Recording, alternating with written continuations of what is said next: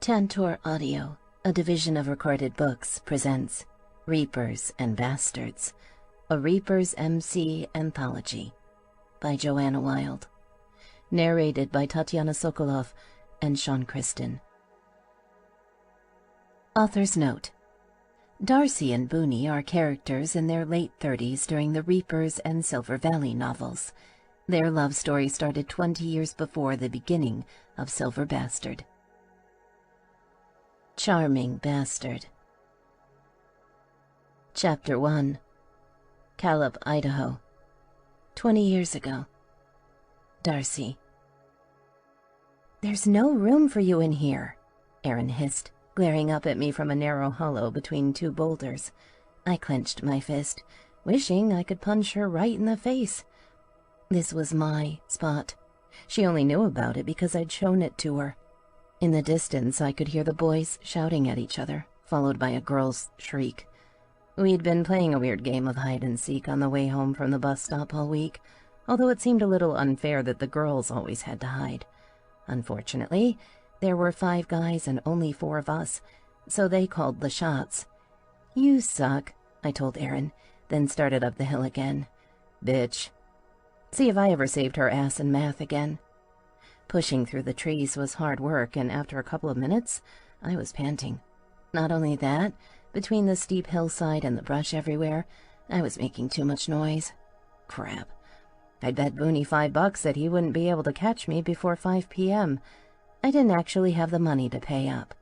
It had been stupid, but he'd been flipping me so much shit lately. For a couple weeks, actually. God only knew what he'd make me do if I couldn't pay. Knowing my luck, he'd make me eat another damned worm. I'd first met Riley Boone when I was 4 years old. We moved to Caleb, Idaho after my dad blew out his back and had to go on disability. Booney's family lived next to ours. Every afternoon, he'd swagger off the school bus after kindergarten like a conquering king. For the first week, he ignored me, until I'd impressed him by climbing nearly 30 feet up in the tree behind his trailer.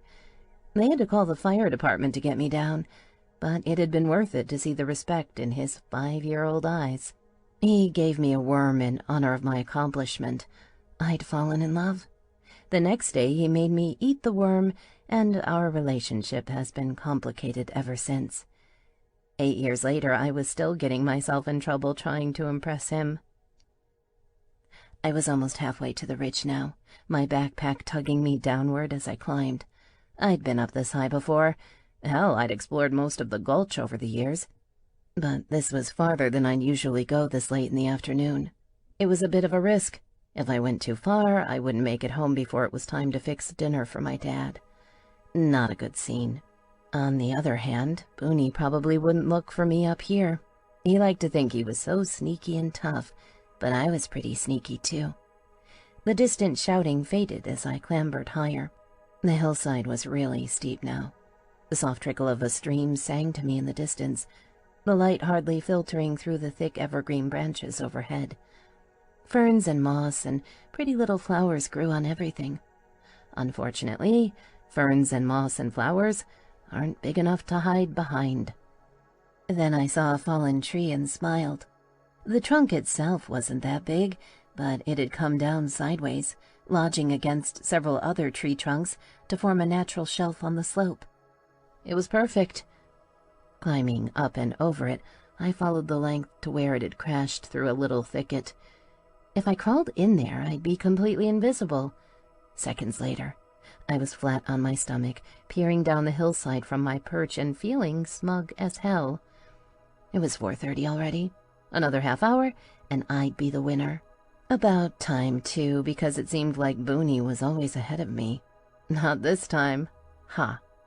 Something rattled on the slope below, and I froze, eyes darting.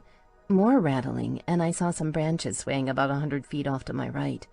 Someone was down there, but if I stayed still, they wouldn't be able to see me. Don't move. Don't breathe. Don't let him win. Then a boot landed on the middle of my back, and I screamed. "Hey, Darce," Booney said. "Looks like I win again." "Shit," I groaned, dropping my forehead into the pine needles. "How did you do that?" "I've been right behind you the whole time," he said. "When will you learn? You can't beat me." That wasn't worth an answer, so I didn't bother giving one. Instead, I pushed with my hands, trying to get up, but his booted foot held me down firmly. "Jesus, Booney, what's your problem?" $5. Pay up." I sighed, wondering why the hell I'd let him goad me into this. Time to fess up. "I don't have the money," I admitted. Booney didn't say anything at first. Then he lifted his boot slowly, setting me free. Shit, was he going to be a dick about this? "Roll over," he said. I rolled over and looked at him, wishing to hell I'd never opened my stupid mouth. Booney wasn't a guy to mess with. He got in more trouble than any of the other freshmen. Even worse, he'd started running around with some of the older kids in the trailer park ever since he'd shot up last summer. Now he was 6 feet tall.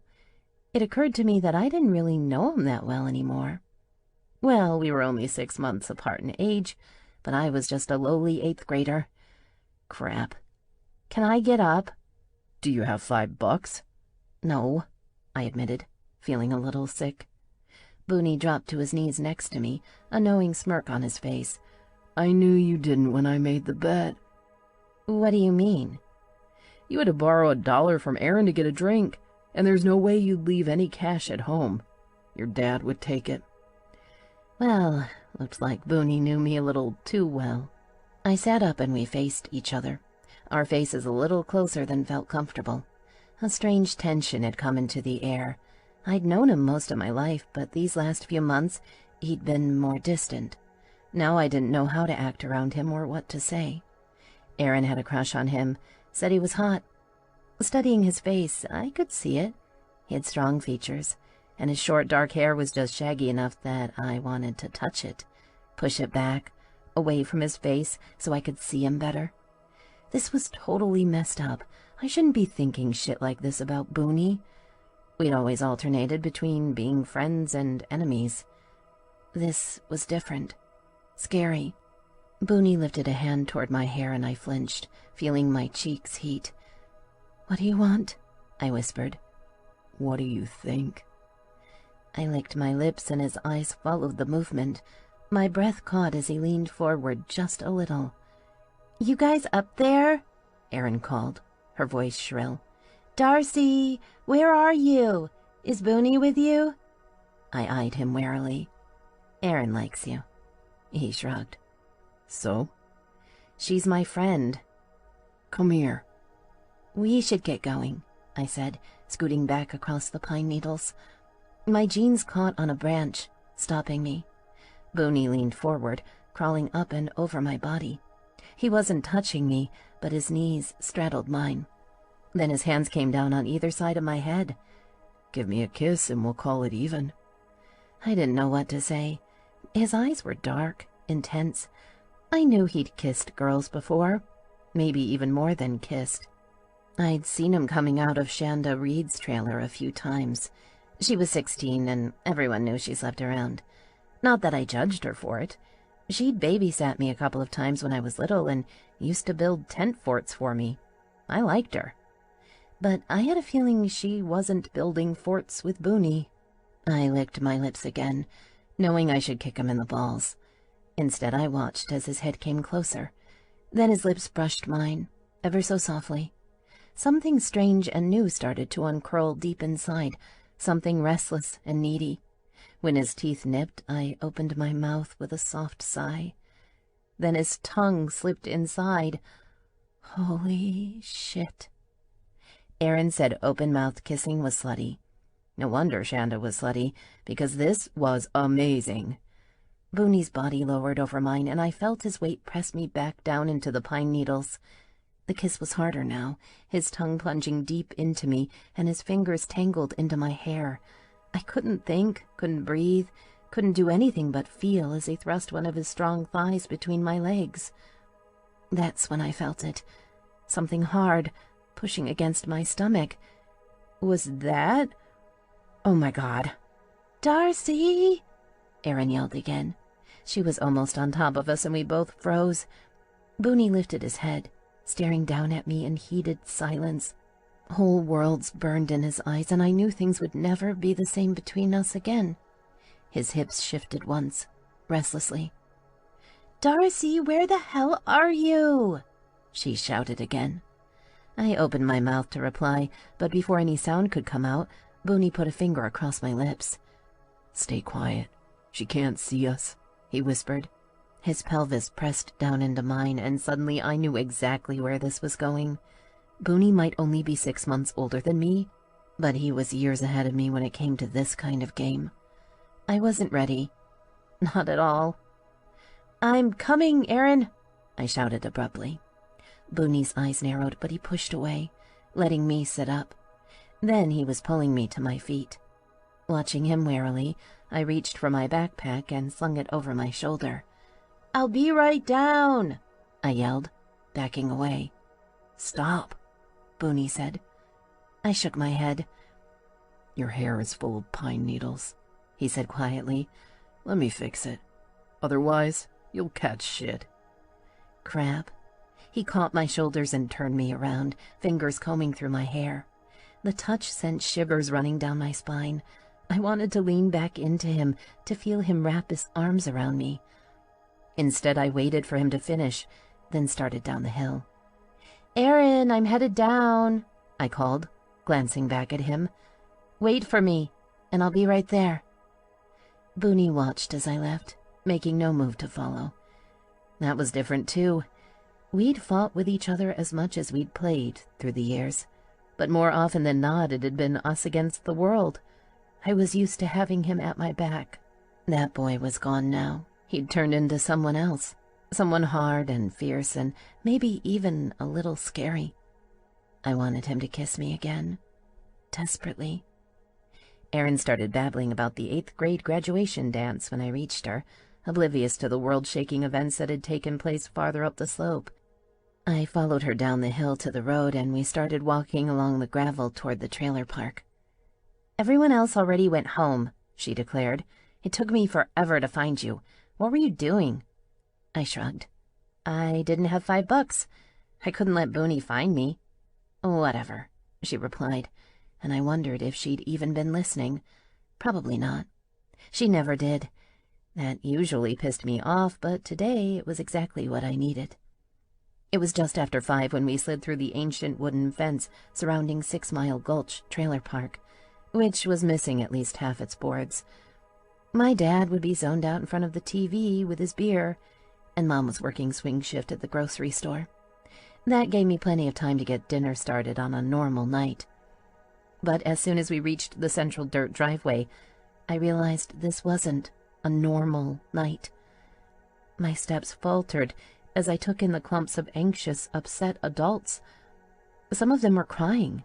Children sat on steps, watching with wide eyes. Over at the Blackthorn place, Granny Aurora stood on the porch, looking lost. I'd never seen her like that. Usually she was the rock holding all of us together, always ready with a hot cookie and a cold glass of milk. My stomach sank. This was bad. Really bad. Fear and something worse hung in the air. "What's going on?" Erin asked, her voice wavering. Shanda ran over to us, her face smeared with streaks of black mascara.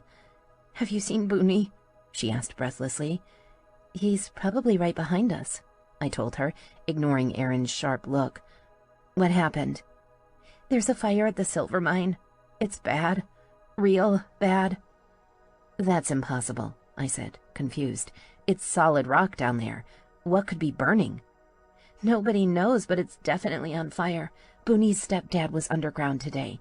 So were Jim Heller, Pete Glisson, and Buck Blackthorn. We need to find Booney and get him up there because his mom's lost her shit. Nobody knows if they got out or not." Oh, crap. Booney's mom had gone downhill over the years. Not that his stepdad was that hot, but Candy Gilpin was a basket case on a good day. In a genuine crisis, she'd be uncontrollable. Like shooting at people uncontrollable. "Fuck," I whispered, running across the dusty ground to my place.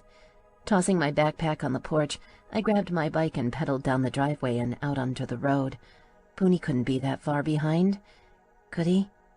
2 minutes later I saw him, looking more like a man than a boy as he walked toward me. My bike skidded to a stop so hard I nearly crashed. "What the fuck?" "The mine," I gasped. "There's a fire at the Laughing Tess. Your stepdad's underground and your mom needs you." Booney's face paled, and I started to climb off my bike, planning to give it to him. He was already off and running. That's when I happened to glance up at the sky, and I saw it. A pillar of thick, black, oily-looking smoke was rising slowly over the ridge. Holy shit. What the hell had happened down there, 1/2 mile underground in the darkness? Funny how we turn disasters into dry, sterile numbers. 3.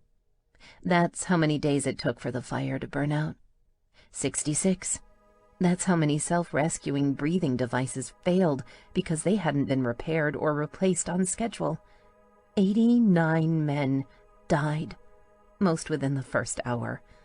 Some were found sitting in front of open lunchboxes. That's how fast the smoke took them out. And then there was the worst number of all. 214.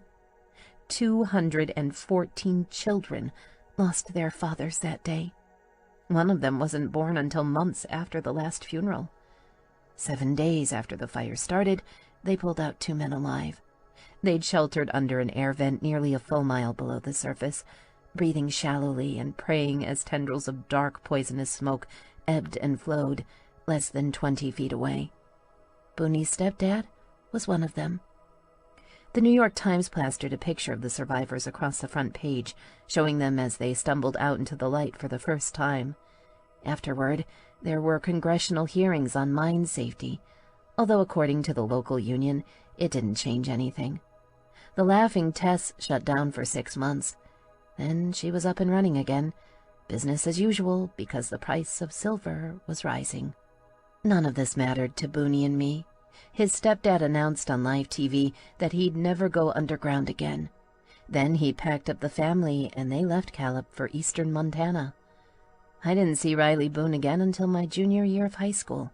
By then, I'd been dating Farrell Evans for nearly 18 months.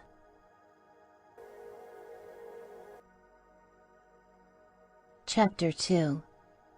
16 years ago. Darcy. "Get your ass up here!"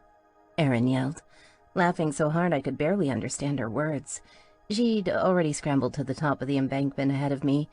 My boyfriend, Farrell, boosted me up behind her, and I didn't miss how his fingers slipped under my jean skirt to grope my ass. Someone was horny. He'd started drinking before the graduation ceremony, although I hadn't realized how much until we were driving up the gulch towards 6 Mile Cemetery for the after-party. He'd nearly gone off the road twice, scaring the hell out of me. I hated it when he got like this. Fortunately, we made it okay, and I was definitely ready to party. There were only 42 students in the class of 1992, so they were more than happy to have us juniors along for the ride. I'd probably be here even if my boyfriend wasn't a senior. Half the high school was. I'll never forget the first time he'd asked me out. It was one of those Cinderella moments. He was tall and strong and smart. Not only that, he played quarterback on our football team. His family had lived in the valley for 100 years, and they owned the White Baker mine. Practically royalty by Silver Valley standards. My mom already had my wedding dress picked out, although I had my doubts. Farrell would be heading to the University of Idaho in the fall, and I'd seen way too many couples break up when that happened. Fortunately, I'd only have to get through another year before joining him. My family was broke, but I'd always worked hard in school. I wanted to get a business degree. The school counselor told me that between my grades and our family income, I'd have lots of scholarship opportunities. I planned to make the most of them. Popping up and over the top of the bank, I staggered to the side. Farrell, Colby, and Bryce followed. Then we all started across the darkened cemetery toward the party. 6 Mile had close to 10,000 graves, although you'd never guess it. Back during the gold rush, thousands of people flooded the valley. Caleb might only have 800 residents now, but in those days we'd been the biggest city in North Idaho. home to a strange mix of miners, whores, gunfighters, and preachers, even a bunch of nuns. You name it, they came here, and when they died, they'd been buried on the steep hillside above 6 Mile Creek. Now pine trees had taken over. From the road, you couldn't even see the place. I loved it here. Peaceful graves stretched along the thickly forested hillside in every direction, covered in moss and brush. Stone markers, wooden crosses, statues, and crudely built crypts, thousands of memorials for people long forgotten. At night, it turned into something else entirely. "This place is creepy as fuck," Erin whispered with thrilled glee. She clutched my arm as the boys whooped and wandered off. I couldn't argue with that. We stumbled along the slope toward the party, which was back behind the memorial for the men who had died fighting the 1910 wildfires. A terrace overlooking the grounds had been built out of smooth river stones and was lined with benches. A rough concrete bowl sat in the center. I think once upon a time it was supposed to be a pond or something. Tonight it would be our fire pit, with the terrace itself providing the perfect place to set out the kegs. Yeah, I know. We were horrible kids. We were also the third generation of Calip residents to party up here, so at least we came by it honestly. Everyone in town knew where the graduation party would be, of course. Same place it had been for the last 20 years. Traditionally, the cops gave a free pass on graduation night. I stumbled on a tree root and tripped, falling into a headstone. Farrell came out of nowhere to scoop me up, throwing me over his shoulder and running up the slope like I was a football. I screamed and slapped at his back. "You're gonna kill me!" I shouted. Farrell laughed and his buddies cheered us on. Then Bryce caught Erin and it turned into a race. We reached the memorial at the same time to the sound of hooting and clapping. Farrell lowered me to the ground and pulled me in for a kiss, tongue shoving deep into my mouth. He tasted like beer and the taquitos we'd eaten at his house during the reception. I liked kissing Farrell. Hell, I liked more than kissing him. We'd been sleeping together since I was 16, and he was usually in tune with my needs. He pulled away and looked down at me, grinning like an idiot. "Fucking love you, Darce."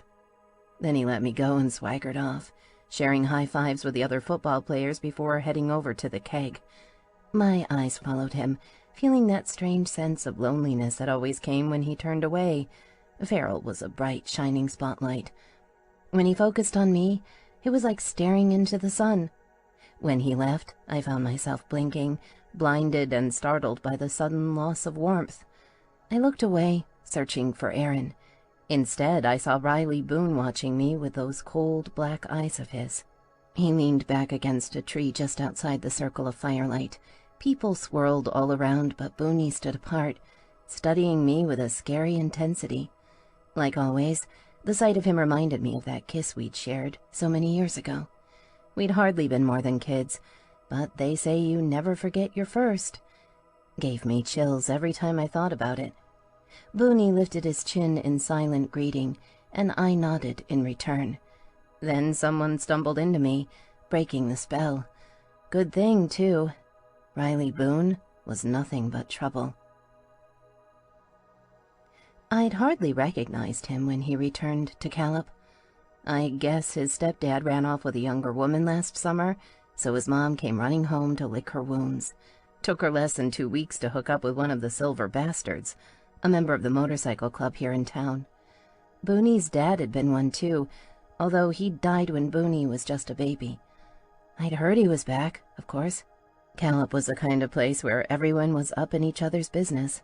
Still, that didn't prepare me to see him again in person. He'd pulled up to the high school on a royal blue Harley-Davidson, looking like the hero in a movie. You know, one of those teenage tragedies where the naive and foolish heroine falls in love with a gangster. Then she has to watch him get gunned down in the end, leaving her alone and pregnant because things can never work out with guys like that. I hadn't recognized him at first. I mean, Boonie had been cute as hell when he'd left, but for all his height, he'd still been a boy. Now he was all man, 6'3", with a bulky, muscular body and dark hair. His eyes held secrets, and he still walked like a conqueror, only now he was the kind of conqueror who'd cut off your head for crossing him. Farrell and his friends learned that fast, too. Until Booney came home, Farrell had been the king of the school. Now Booney was, even if he wasn't interested in taking on the role. Farrell hated him for that. That was reason enough for me to avoid Booney. Farrell had an ugly temper. While I didn't think it was reasonable for him to say I couldn't talk to my old friend, I didn't want to lose my boyfriend either. I compromised by staying friendly toward Booney, but distant. It had been a tense year, made more tense by the fact that no matter where I went, Booney's eyes followed me.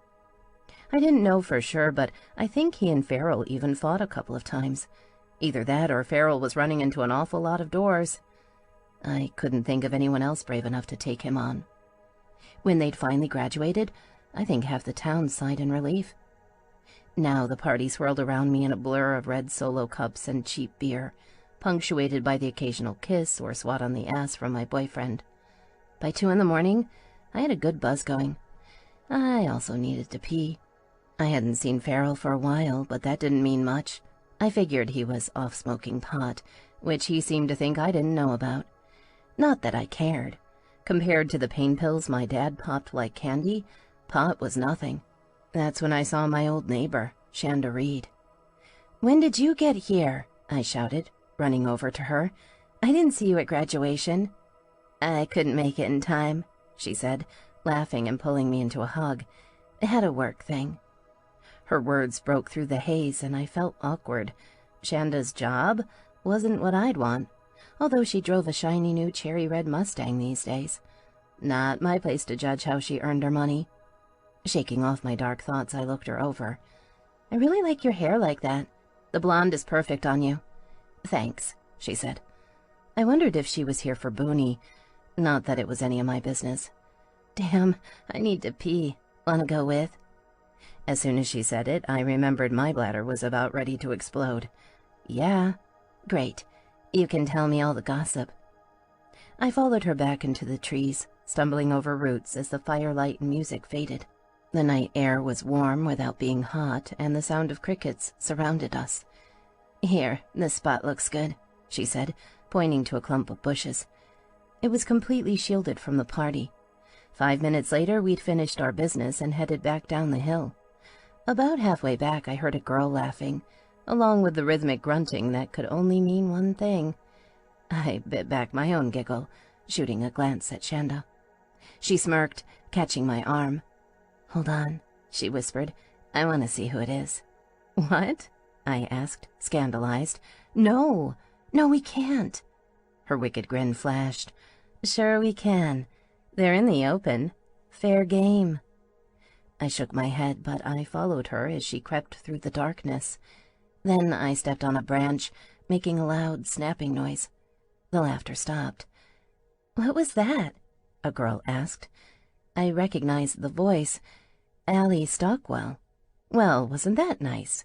Allie made a huge production last year about wearing her purity ring, announcing she would never sleep with a boy before she was married. Not only that, she'd done it while staring me down in the locker room pointedly. I hated the bitch. "It's fine, baby," her partner said, the words heavily slurred. I froze. "Farrell?" I asked, my voice unsteady. No, I'd heard wrong. Farrell would never cheat on me. Farrell loved me. I heard Allie gasp as I swayed, dizzy. This wasn't real. It couldn't be real. "Who the fuck is in there?" Shanda demanded, her voice ringing out in accusation. She started forward, pushing through the weeds, and I followed, praying I'd been wrong. We'd find Colby back there with Allie, or some other guy. Obviously I hadn't heard right. Too much booze. I stepped into a clearing to find them, half naked in the moonlight. My drunken boyfriend had rolled to his back, dick flopping as he tried to pull up his pants. Allie gaped at us like a fucking goldfish. "Farrell," I whispered, my world shattering around me. "Oh shit, why? Why did you do this?" He tried to say something, then Shanda had my arm and was dragging me away. This was what it felt like to be punched in the gut. I literally lost my breath. I couldn't take in air, couldn't focus. Couldn't do anything but try not to fall on my face as Shanda hauled me away from my future ex-boyfriend. "Fuck off, asshole," she shouted over her shoulder. "You eat shit and die." Finally, my head stopped spinning and I realized I was crying, sobbing. We were nearly back to the party and I dug in my heels, pulling back against Shanda's grip. "I can't go back there," I hissed. "I can't let them see me like this. Oh my God, how did this happen? Why would he do this?" Shanda caught my shoulders, giving me a shake. "I've got no idea why the hell he'd cheat on you," she said. "I don't care either. Here's what I do know. If he's been fucking her, then all of his friends know about it, and so do all of hers. That means everyone at the party but you and your best girls are in on this bullshit. You've got two choices here. You can run off and hide like you've done something wrong, or you can walk back down there, grab a drink, and then wait for him. When he comes back, you'll throw that drink in his face and dump his pathetic ass. Then we're going to dance and have fun, and maybe get you laid by a real man, because he does not get to win." I stared at her, blinking. "I don't think I can do that," I whispered. Shanda's eyes narrowed. "Listen to me. The world's tough for girls like us, Darce. Girls from the trailer park. They think that because we're poor, we're trash, and that's how they treat us. But we're not trash. I don't care how much money Farrell has. He's the trashy one here, not you. Sometimes you just gotta cowgirl up." She was right. I hadn't done anything wrong, so why the hell should I run away? Lifting the edge of my halter top, I wiped off my face, trying not to sniffle. "How do I look?" "You'll do in the dark," she said, winking at me. "Hold your head high and remember, I've got your back. 6 Mile Trailer Park forever, baby." Booney was the first person I saw back at the party. He leaned against a pickup truck full of massive speakers that the senior boys had hooked to car batteries. Something had gone wrong with the system early on, and it had stopped working. Fortunately, the truck's own stereo wasn't too bad when they cranked it all the way. Now the fire burned high and girls were all dancing. I saw Erin wander up to Booney and lean into him. He gave her a hug, then pushed her away firmly when her hands started to wander. Shanda marched us straight over to them. "What happened to you?" Erin asked, so drunk I could hardly understand her words. "I caught Farrell fucking Allie Stockwell," I said bitterly, wishing I could kill the hateful bitch. "Now I'm going to dump his ass." "Holy shit." Booney didn't say anything, but his eyes flared with sudden intensity. Shanda looked between us, a strange smile playing at her lips. I think she was about to say something. Then Farrell stumbled out of the dark and back into the party. "Darcy!" he shouted, lurching toward us. People turned to stare. Darcy, it was a mistake. Let me explain." "Showtime," Shanda said, pushing me forward. I felt an almost palpable wave of excitement from the crowd. Great. Nothing like a little drama to make a party memorable. "We're done, Farrell," I announced before I lost my nerve. I was supposed to love him, but he was supposed to love me, too. Asshole. "Go back to Allie."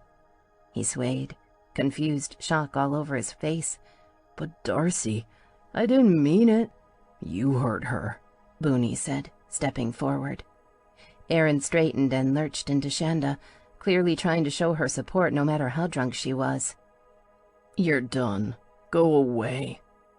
"Shut up, you fucking loser," Farrell said, swaying. "She's my girl. You want her, but you can't have her." "No, I was your girl," I said, the words cutting through me like knives. In the firelight, he looked like a homeless guy, his clothes covered in dirt and pine needles. "It's over. You made your choice." Farrell looked confused, eyes blinking. Slowly, he started to sneer. "I see how it is," he said. "You're fucking him, aren't you? I guess trash calls to trash." Booney growled and stepped over, reaching for him. Farrell took a drunken swing, and then they were all over each other. Shanda pulled me and Erin back as the students started shouting and screaming, "Fight, fight, fight!" Farrell was drunk off his ass, which should have made him an easy target, and he was. For every hit he landed, Booney got him twice. The alcohol seemed to be dulling his senses, though. I wasn't sure he even felt the pain. He couldn't possibly last long. Booney was faster and more savage than I'd ever seen him. He threw a sudden flurry of punches, his face cold with fury. Then Farrell went down hard and it was over. A hush fell over the crowd as Booney turned and stalked over to me, chest still heaving. I'd never seen his eyes so wild. "Come on," he said. I looked around, wondering what to do. He didn't wait for me to answer, catching my hand and all but dragging me down the hillside. That's when I heard Farrell shouting after us. "Fuck you, whore. Go fuck your trashy boyfriend. He's nothing, just like you're nothing." Booney stopped short, every muscle in his body rigid. Then he turned slowly to face Farrell one last time. "If you ever talk to her like that again, I'll kill you." Nobody there could doubt him. Booney meant every word. My former boyfriend blinked, and I saw raw terror. Then Booney pulled on my hand again, and we were off. I stumbled along in shock for a while, finally realizing I had no idea where we were going or even why I was with him. But I did know this. Something monumental had just happened. "Why did you fight with Farrell?" I asked. Booney turned, backing me up into a small crypt surrounded by brush. The plaster-covered bricks hit my butt, and I stared up at him, wide-eyed. "Because he's an asshole," Booney said. "Why the fuck did you let him stick his dick in you, Darcy?" I gasped, shaking my head. "I can't talk to you about this." Booney pushed forward into my space, reaching down to catch my waist as he lifted me to sit on the monument. Then he was standing between my bare legs, staring down into my face. A muscle in his jaw flexed. I felt one of his hands reach down and around my waist, spreading across the flat of my back. His other hand rose to cup the back of my head, fingers burrowing into my hair. "Been thinking about this all year," he whispered. "I come home and my fucking girl is with the biggest prick in the valley. Took you too long to figure it out, babe. Such a goddamn waste." His fucking girl? I hardly had time to process his words before he jerked me into his body, wrenching my head back for his kiss. I gasped, and he took the opportunity to shove his tongue into my mouth. I thought I'd been kissed before. I was wrong. This was nothing like what I'd experienced with Farrell, nothing like the first kiss Booney had given me either. This was a man's kiss, his mouth taking everything from me without mercy. I felt his cock harden between my legs, and God help me, but I wanted him. Then his hips started moving in a slow, steady swivel that pressed my clit into my pelvic bone. Lightning sheets of need shot down the length of my spine. Booney tore his mouth away, resting his forehead against my own. His body shuddered, and mine answered like we'd been made for each other. I'd never wanted Farrell this bad, not even close. "Tell me no right now," he said, the words a low growl. "Otherwise, we're doing this." Reaching down, I slipped my hands under his shirt on either side of his body, sliding them along the sculpted curves of his muscles. I wanted to. That was enough.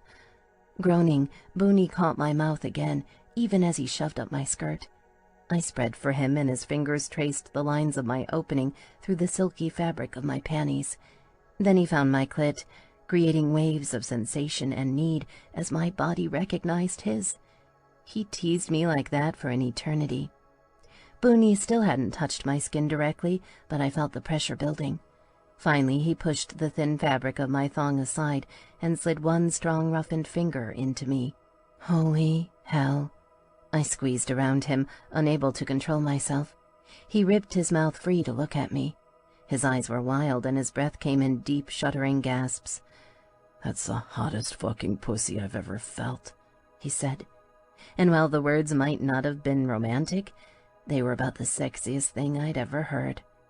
"It'll feel better around your cock," I whispered, feeling a thrill of feminine power. Booney closed his eyes at my words, those little muscles in his jaw flexing over and over. He seemed to be fighting some sort of battle with himself. I took the opportunity to push up his shirt. Then I leaned forward and very deliberately licked his nipple. He exploded into action, ripping his finger out of me.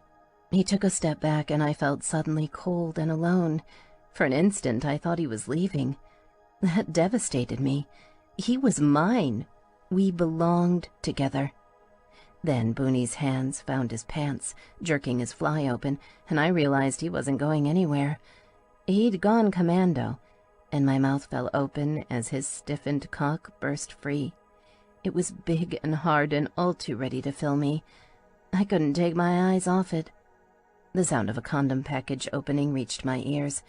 Booney caught his dick in his hand, pumping it twice before smoothing the rubber down its length. I shifted, meaning to slip off my thong. He didn't give me the chance, catching my hips and jerking them just off the edge of the tomb. I fell back on my hands. His fingers shoved the narrow strip of fabric to the side. Then I felt the head of his cock pressing into my opening. "So fucking good," he groaned, sliding into me with an endless stroke that stretched the limits of my capacity. Reality narrowed, every part of me utterly focused on the feel of him deep inside. I closed my eyes and let my head fall back. Strong hands caught my hips, sliding me closer to him. His hips started moving faster, but it wasn't quite enough. I needed more. Reaching down between us, I found my clit and started rubbing it in time with his strokes. His cock swelled, and he moaned. "Keep doing that," he gasped. "Hottest fucking thing I've ever seen."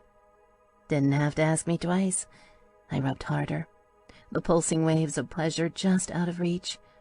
Booney's hands slid down around my ass, grabbing my cheeks and squeezing them roughly. That changed his angle. Suddenly his cock was slamming into some spot deep inside that I'd never felt before. "Oh, shit," I whimpered, fingers flying against my clit. So close. So fucking close. The orgasm exploded through me, my back arching as I clamped down around him. Hard. Booney's cock thickened and pulsed as he came, grinding his hips against mine. I opened my eyes slowly, looking overhead to see 1,000 stars floating above. Reality filtered in. In the distance, I heard faint music and shouting. Booney leaned down, kissing me soft and slow. "Fuck, I can't believe this is happening now," he whispered. "You should have dumped his ass earlier, before I signed papers." Stretching like a cat, I savored the ache between my legs. Who knew sex could be that good? And to think, I thought sleeping with Farrell was nice. He had nothing on Booney. "Signed papers for what?" I whispered, wondering how long it would take him to recover. I definitely wanted to do this again. Soon. "The Marines. I leave for San Diego the day after tomorrow. Basic training." My breath caught. "Why?" I asked, wondering how the thought could hurt so much. We weren't dating. I had no hold on him. Hell, up until an hour ago I'd been with someone else, someone I was supposed to love. But how could you love one guy and then sleep with another? Booney gave a harsh laugh. "Because there's nothing for me in Calop," he replied, his tone bitter. "You've made that pretty fucking clear this year, Darce. I finally got the message. My dad was a jarhead. Figured if it was good enough for him, it'll be good enough for me." I had no idea what to say. More shouting cut the air, louder this time, and the music stopped. Shit, that was Farrell. I recognized his angry, drunken ranting. A truck door slammed, and I heard the sound of wheels spinning out on gravel and the roar of an engine. Booney leaned his forehead against mine. "I want you in my bed," he said. "I want—" A sudden, horrific crashing noise filled the air, all shrieking metal and shattering glass. Booney pulled away and I sat up, adrenaline surging. "What was that?" "Accident," he muttered, zipping up his pants. I heard screams in the distance. "Stay here." Booney took off down the hillside toward the road. I followed him, lurching through gravestones and the darkness, hoping I didn't fall and break my neck. When I reached the embankment overlooking the road, I nearly fainted. The pickup truck from the party, the one holding the big speakers that they'd used to haul the kegs, had rolled sideways down the bank from the cemetery driveway, crashing across the road below to land in the creek. Dear God. Someone was screaming in the wreckage, and I heard shouting all around. Booney was already climbing down to the shattered vehicle. More boys followed him, falling over their own feet as they ran. I slid down the bank on my butt to find Booney peering inside the cab of the upside-down truck. High-pitched, horrific cries came from inside. "Jesus Christ!" Booney shouted, looking up to find me. "Stay back, Darce. You shouldn't see this." "Who is it?" I asked, my throat tight. He shook his head, refusing the answer. The screams turned to a pain-filled keening. "Who is it?" I shrieked. "Tell me." "We need an ambulance," he yelled back. "The trailer park's less than a mile away. Someone needs to get down there, make the call." "Answer my fucking question. Who is it?" "It's Farrell," he said, unreadable emotions flashing across his face. "He was driving. Allie's in there, too. It's bad, Darcy. Real bad." I wasn't sure if I should go to the hospital. What are you supposed to do when the guy you just broke up with gets in an accident? Even though Farrell and I weren't together anymore, when Booney asked me to come home with him, I said no. My head was too confused, a mass of emotion, guilt, and raw terror that Farrell would die. I hadn't been driving the truck, but I knew my boyfriend. Knew how he was when he got drunk. I'd humiliated him publicly and then left the party with his biggest rival. I should have seen this coming. Stopped it somehow. Instead, I'd been busy fucking Riley Boone on a grave. Jesus, what the hell was wrong with me? Shanda offered me a ride, which I took over Booney's protests. I couldn't look at him right now. Not that he'd done anything wrong. I just felt so guilty. What kind of girl sleeps with another guy right after breaking up with the boy she loved? We planned to go back to the trailer park, but found ourselves driving around aimlessly instead, neither of us sure what to say. Eventually, I couldn't stand it anymore. I had to know if he was all right. So we drove to the hospital in Kellogg. But when we pulled up to the emergency room, I wasn't sure it was the right move. "Should I go inside?" I asked Shanda, feeling sick to my stomach. "What if he's dead?" The thought was almost unbearable. Yes, I'd broken up with Farrell, after dating him for 18 months. He was my first, and I thought he'd be my last. Oh, God. "I'm here with you," Shanda said, reaching over to catch my hand. "We'll just check and see how they're doing." I nodded, unfastening my seatbelt. The sliding ER doors gaped obscenely as we walked in together, holding hands. Half the high school waited in the lobby. I saw Bryce and Aaron huddled together along the wall. Both were crying. Clumps of young people I'd grown up with surrounded them, wiping their eyes. "Bitch," someone hissed as I walked past. Shanda spun around, glaring, but everyone looked away. "Jesus Christ, shut the fuck up," Colby said, striding toward me. Wow, hadn't seen that coming. He caught me up in a tight hug, and I felt myself start to tremble. Finally, I pulled free and swallowed. I had to know. "Tell me," I said. "Are they?" Colby swallowed, his eyes red and puffy. "Allie is gone." The words cut through me. No, it couldn't be true. "But she was screaming," I said, shaking my head. "She was awake. We all heard her. How can she be dead?" My throat choked as I whispered the word. This was too awful, too real. How had a stupid party turned into Allie dying? Suddenly I didn't care that I'd hated her or that she'd slept with my boyfriend. We'd known each other since kindergarten, and now I'd never see her again. Not even a bitch like Allie deserved that. And if she was dead, what about him? "She lost consciousness in the ambulance," Colby continued. "She was bleeding inside her head. They did emergency surgery, but her heart stopped on the table. They couldn't save her." "Oh my God," I whispered. More guilt slammed through me.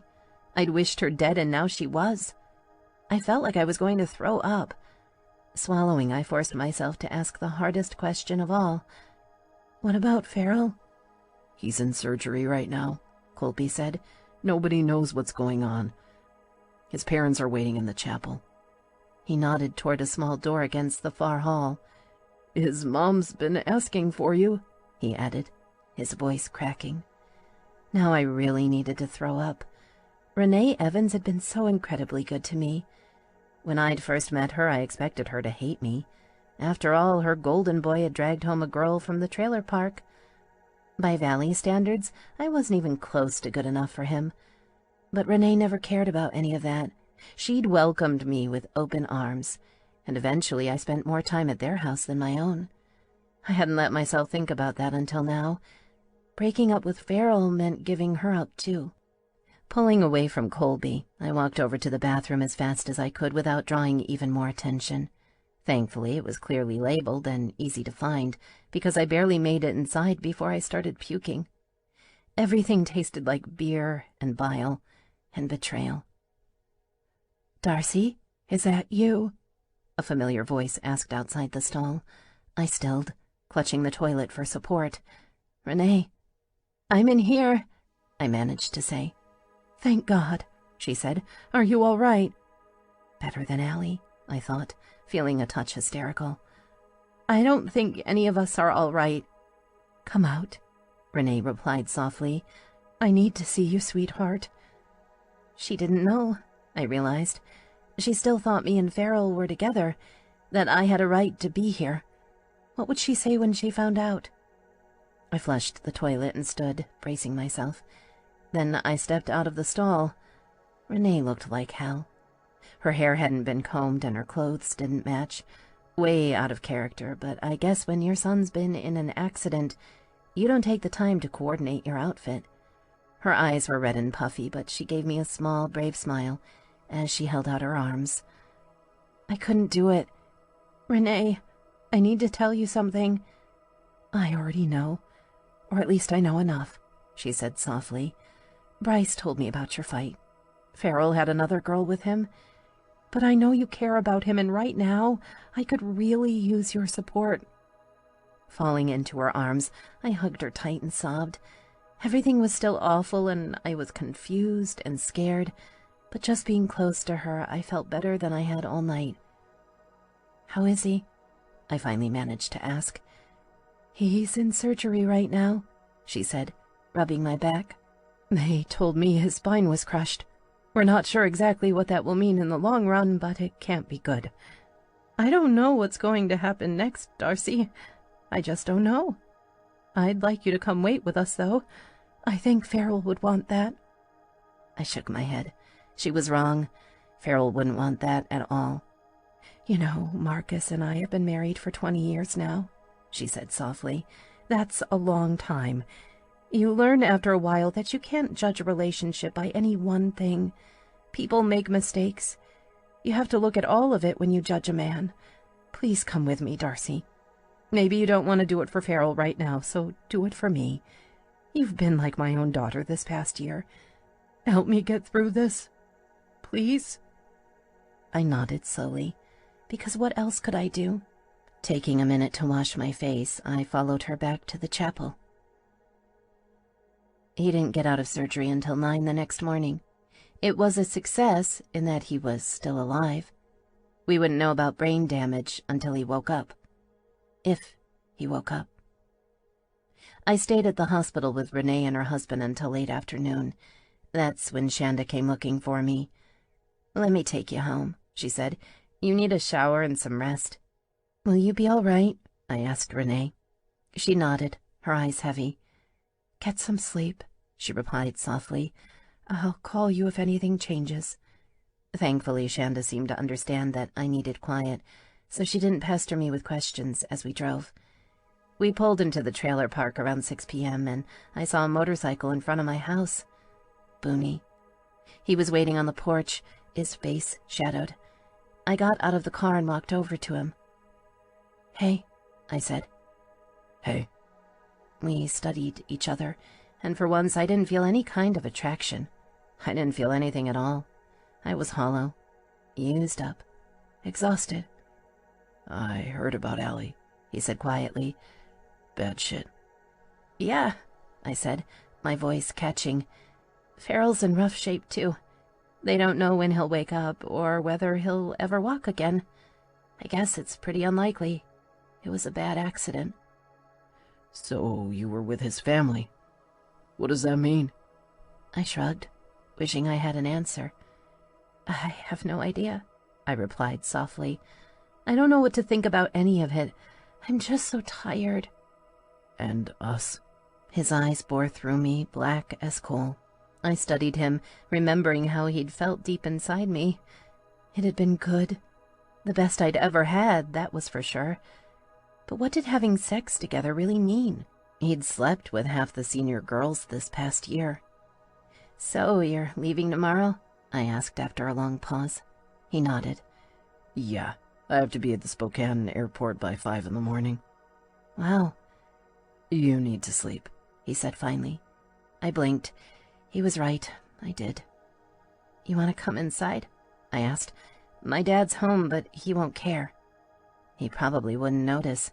Between the beer and the painkillers, he'd turned into a permanent lump in front of the TV. Booney nodded, standing and reaching out his hand. I took it, then led him to my bedroom, where we collapsed together on my twin-sized bed. I'd like to say we made sweet love all night, or that we talked and it was beautiful and special. The truth is, I passed out in his arms and didn't wake up for 14 hours. By the time I stumbled out of bed, he was gone, but I found a note. He'd promised to write me. I took a shower and went back to the hospital. 4 days later. He wants to talk to you privately, Marcus told me, his eyes weary.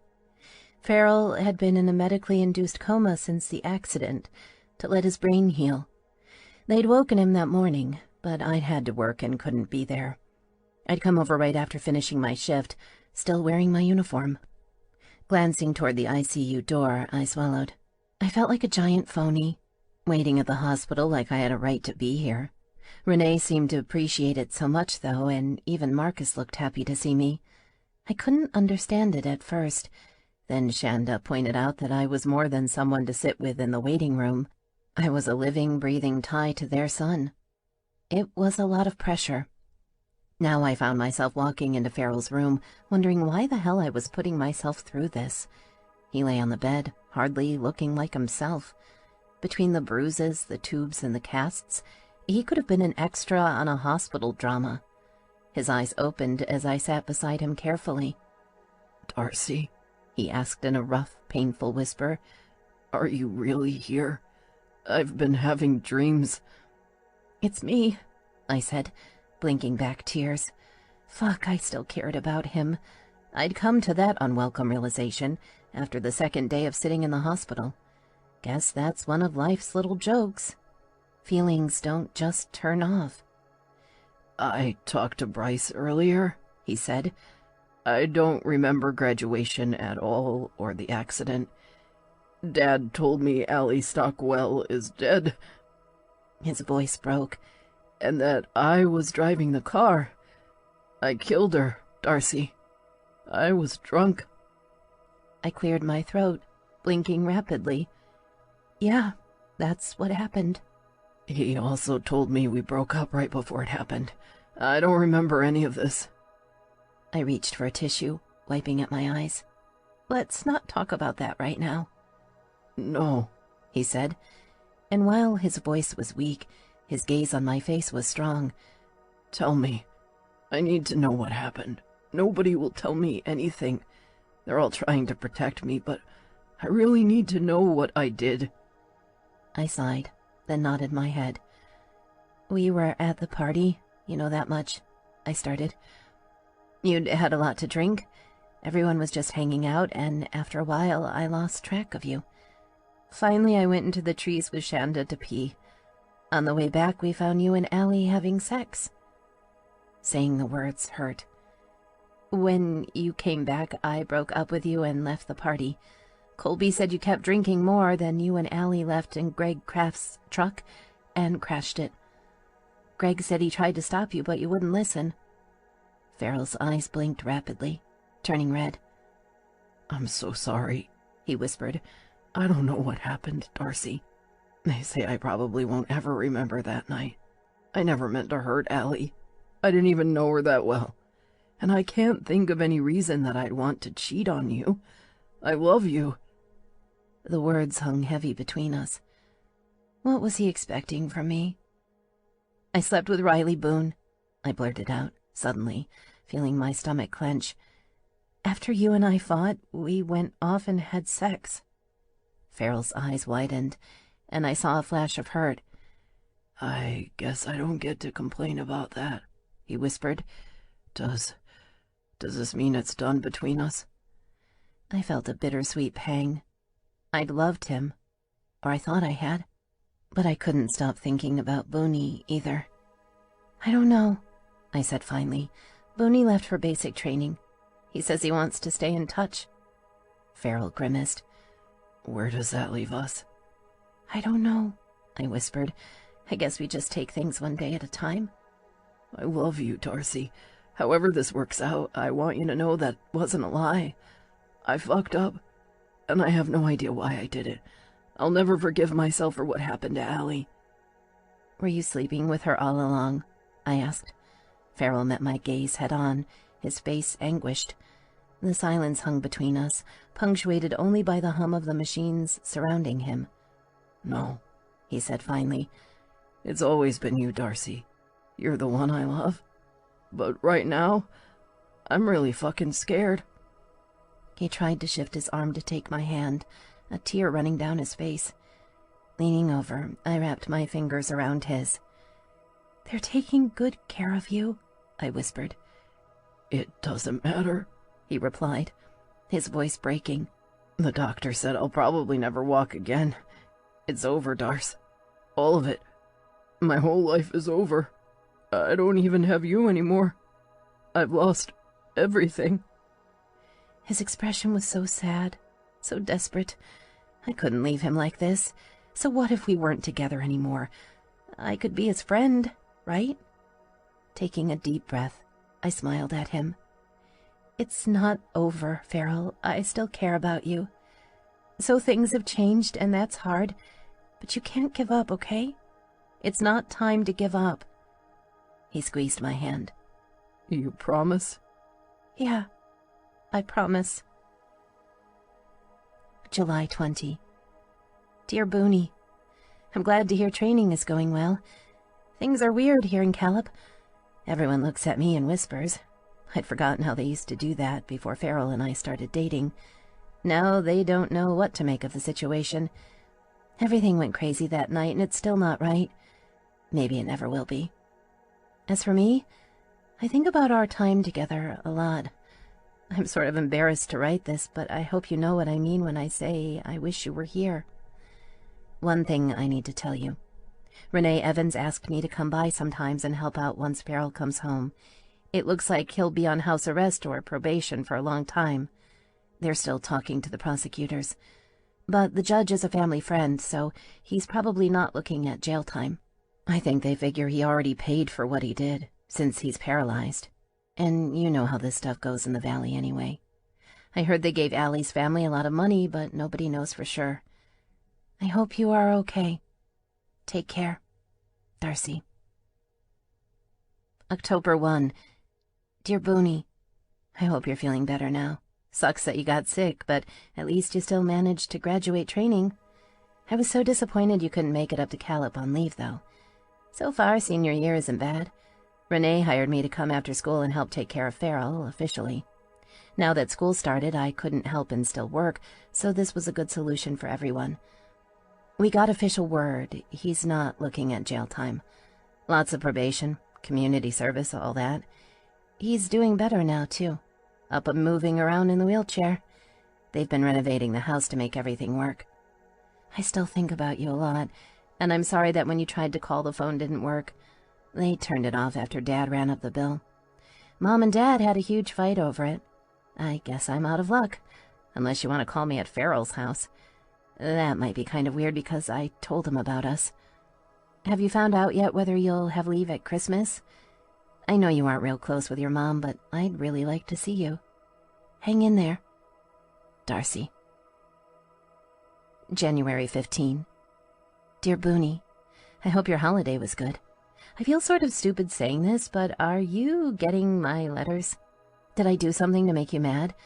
Maybe I was reading too much into that night together. I really thought you'd stay in touch. Now I feel stupid for even writing this. Obviously, you're choosing not to reply, and I know you must have had some kind of leave by now. I heard your mom's back in Montana, so maybe you went there? I hope your Christmas was good.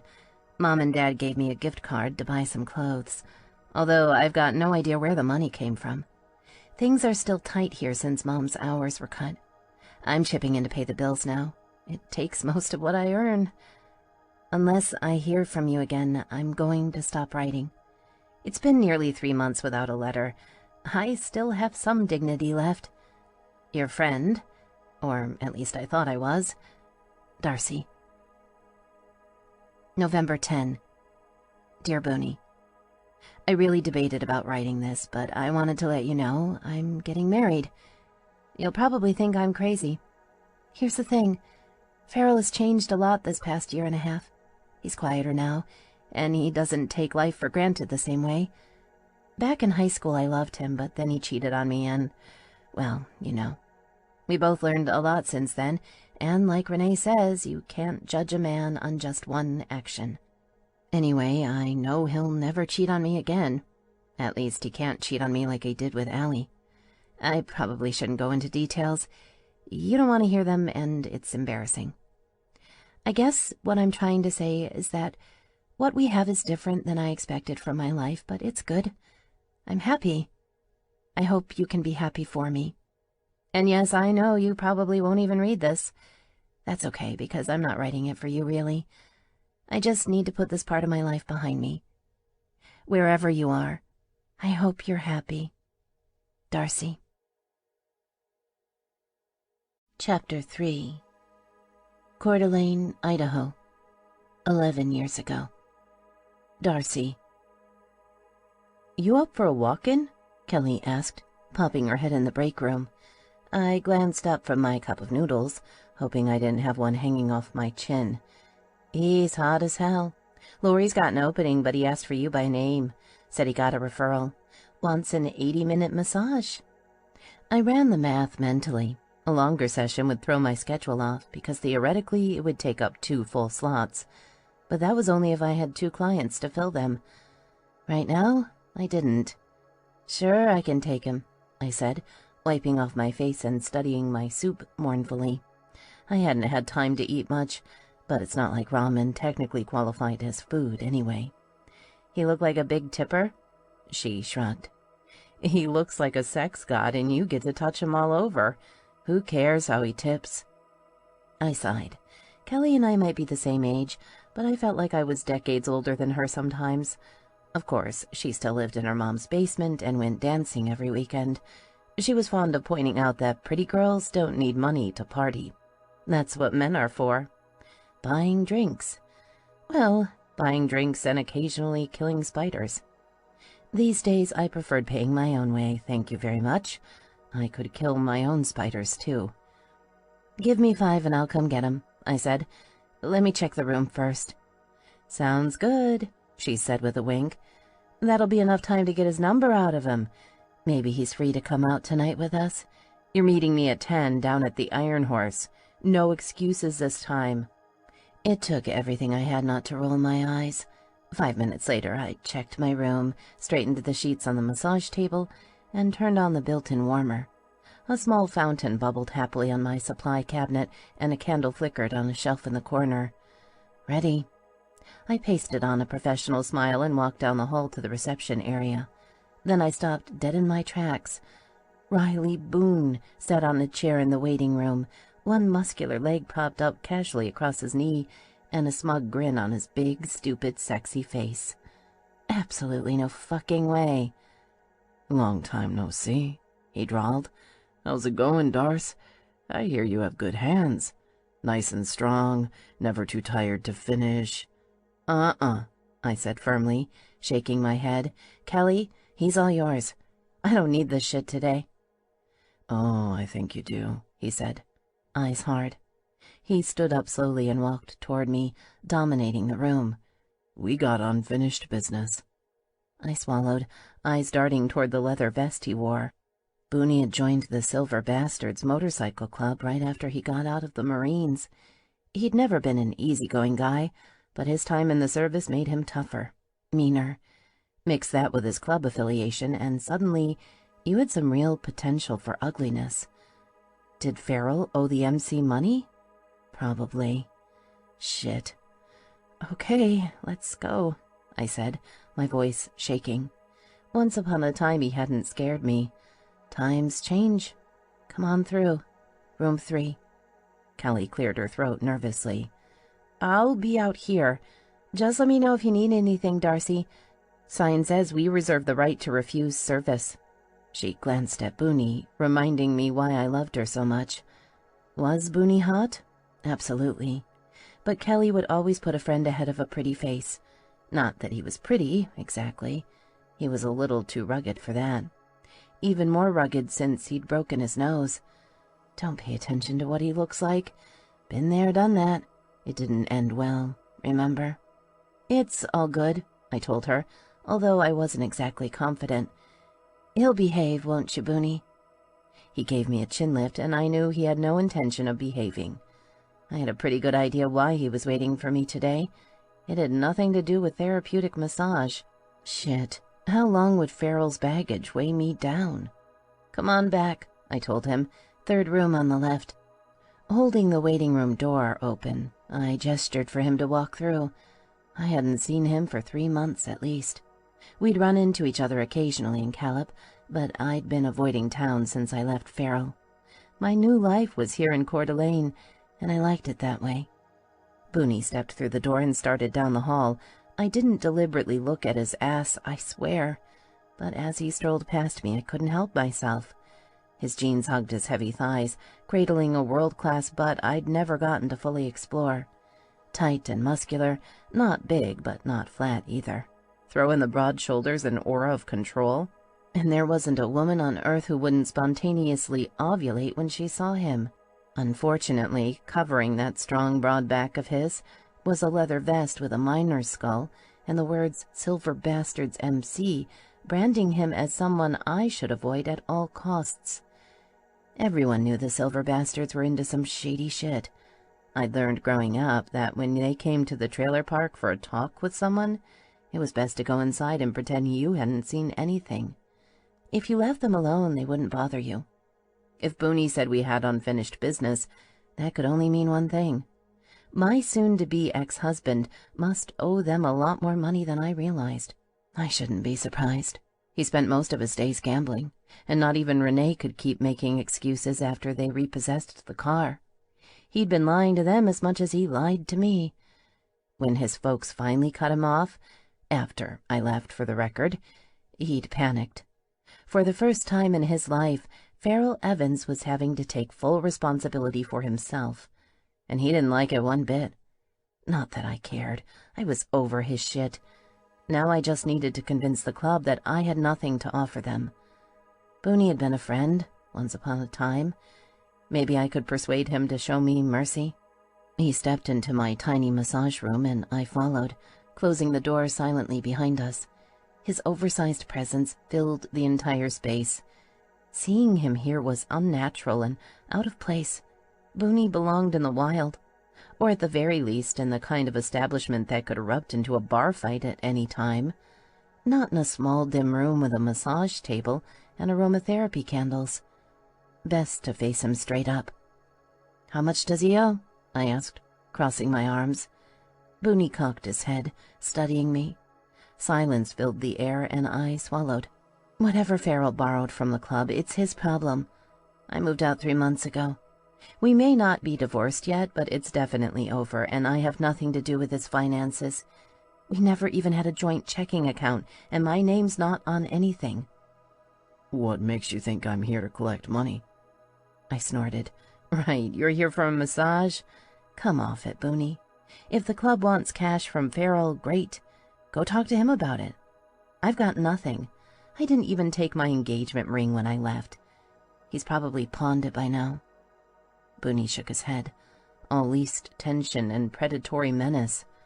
"I'm not here to talk to you about money, but you bring up a good point." "What's that?" I asked. The room really felt too small. I was used to my clients lying down on the table. I liked it that way. I was in control, powerful. Booney was way too tall, and he was definitely using up more than his fair share of the oxygen in here.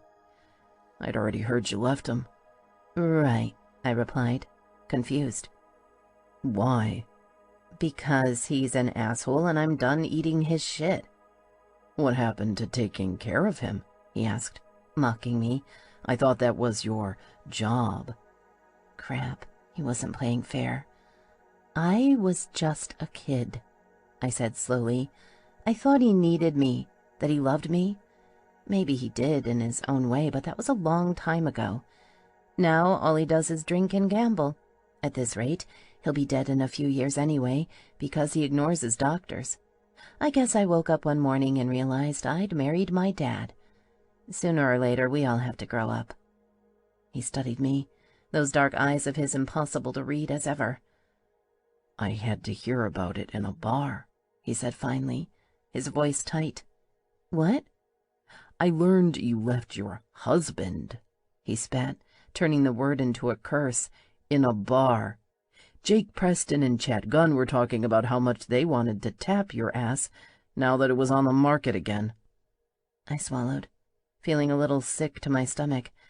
Caleb never changed, apparently. Good thing I lived in Coeur d'Alene now.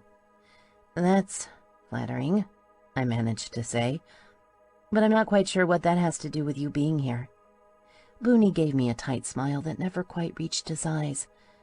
Now you're just being difficult, he said, his voice low and rough.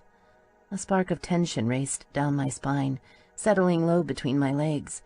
Thank God my arms were crossed, because I was pretty sure my nipples had gotten hard. So what if I wanted Booney? That wasn't a big deal. So did every other woman who met him. I have no idea what you're talking about. No, but you've got a fantasy, my traitorous brain whispered. Right, because that had turned out so well last time. So that's really how you're gonna play it? Fine. Tell me about the massage, he said abruptly. I blinked, caught off guard. Well, treatment depends on what kind of issues you're having. We can do everything from deep tissue to simple relaxation. I swallowed, frowning. Booney, I don't think this is a good idea. If Farrell doesn't owe you money, then you shouldn't be in here. Why not? He taunted. Do you have a problem touching me? If that's the case, lay it out for me. How is rubbing your hands all over my body a problem for you? 'Cause it sure as fuck isn't one for me. Hearing those words should really piss me off, because this wasn't some cheap massage parlor where women offered men happy endings. Unfortunately, hearing him talk like that was a turn-on, which seemed deeply unfair. He was the last man I should be attracted to. I'd just gotten out of one shitty relationship, and while I might not see Booney very often, I knew far too much about him. He was Caleb, born and bred, and we kept track of our own whether they liked it or not.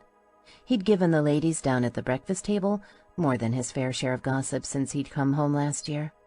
According to them, the man was hornier than an alley cat. Shit, I couldn't think about that right now. I'm a professional, Booney, I told him firmly. I'll step outside and let you get ready. Undress to your comfort level and lie face down under the sheet. I'll be back in just a couple of minutes.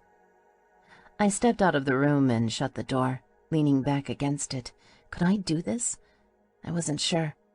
If I'd had any idea he'd actually expected me to touch him, I wouldn't have let him back into the room at all. Liar. Why hadn't he gotten fat or started losing his hair? Granted, 23 was young to start balding, but that hadn't prevented it from happening to Farrell. God, I wished I could go back in time. Maybe if I'd walked out of the hospital without talking to Renee that night, things would have been different right now. Except they wouldn't, even if I'd been free. Booney hadn't been. And now the bastards held him tighter than any woman ever could. You okay? Kelly asked, peering through the small pass-through window between the rooms and the reception area. Say you can't do it. Just tell her you're not feeling good, you're going to throw up, anything to get out of walking back into that room. But I'd only been working here for 6 months. For 3 of those, Farrell had been leaving nasty phone messages, and while Gloria had been patient, did I really want to risk causing trouble? Because getting rid of Booney would be trouble, no question. He wouldn't just get up and walk away without a fight. Booney never ever backed away from a fight. I knocked on the door, then stepped inside.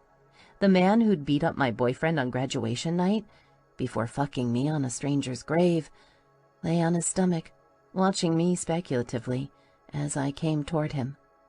Everything about the situation was completely appropriate on the surface. The sheet covered him to the middle of his back, just like it was supposed to. He should have been just another massage client, one of hundreds I'd seen. He wasn't, though. Not even a little bit. I swallowed, then came to stand next to him. Everything comfortable? Yeah. All right. Just go ahead and relax. Let me know if the pressure's all right or if there's anywhere I should concentrate on. Once again, the words were the same I'd used 1,000 times, but somehow they seemed different today. Dirty. Thankfully, I could ease into this. Pumping my handful of lotion, I reached down and touched his back for the first time. Oh, crap. All these years I'd told myself I'd imagined how good his body felt. That I'd been drunk. That whatever Booney and I had between us had been a figment of the booze and the fire and all the adrenaline that followed. I was wrong. His skin felt smooth and hot against my fingers, silky soft over a layer of hard muscles. My heart skipped a beat and I stilled. You okay? He asked, his voice low. I swallowed. Fine. How's the pressure? The words hung between us and I bit back a giggle. What was wrong with me? Give me everything, he finally said. It took all I had to force my hands to keep moving. I warmed up his back with slow, steady strokes, studying his Marine Corps tattoos. Every touch reminded me of that brief, incredible night that he'd pulled me out of the party and taken me in the darkness. I still had dreams about it. Not that Booney cared. It had obviously meant a lot more to me than it had to him. Not a huge surprise, I guess. We'd never even had a date. Just a fast, hard fuck. One of many in his life. So you're living in Coeur d'Alene now? He asked as I started working his shoulder. Uh-huh, I answered, falling into the rhythm of my strokes. I moved out 3 months ago. They tell me the divorce should be easy. I don't want anything from him. The words came out sharper than I planned, and I felt his body tense. Did he hurt you? Fuck, how to answer that one. I considered my response carefully as I smoothed down the length of his arm. Not physically, I finally said, but that night changed him. Booney snorted, muscles growing tighter. According to your letters, that was a good thing. You read them? Yeah, I fucking read them. Then why didn't you answer? I didn't ask, moving down to his lower body instead. Reaching for the sheet, I folded it back to tuck behind his leg, fingers brushing the back of his right glute in the process. The technique called for me to fold it across, revealing the sides as I tucked it down between his legs. His muscles flexed, and he took in a harsh breath. Oh, wow. My nipples were hard as rocks, and need twisted me up into a tight knot. That strange, intense chemistry between us sure as fuck hadn't faded. I started massaging his feet, giving myself permission to enjoy the interplay of muscle and skin as I worked him over. By the time I reached his upper thigh, we were both breathing hard. I felt a bead of sweat on my forehead and reached up to brush it off with the back of my hand.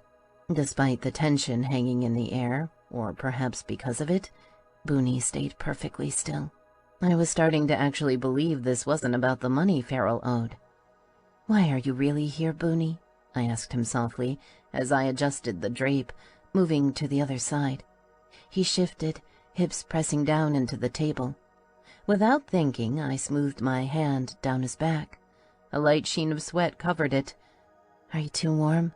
I asked, moving back into professional mode. "I can turn down the heat on the table." "That won't help," he gritted out. "Okay." I dropped my hands back down, fingers trailing over his ass as I tucked the sheet between his legs. I pushed it down a little too far and brushed what could only be his erection. We both froze, me in utter shock and horror. Men got them, of course. It was a basic biological function, and I was a professional providing a therapeutic service. Like a nurse, I knew better than to take it personally. But this was very, Very personal. Booney pushed to his elbows, turning back to look at me.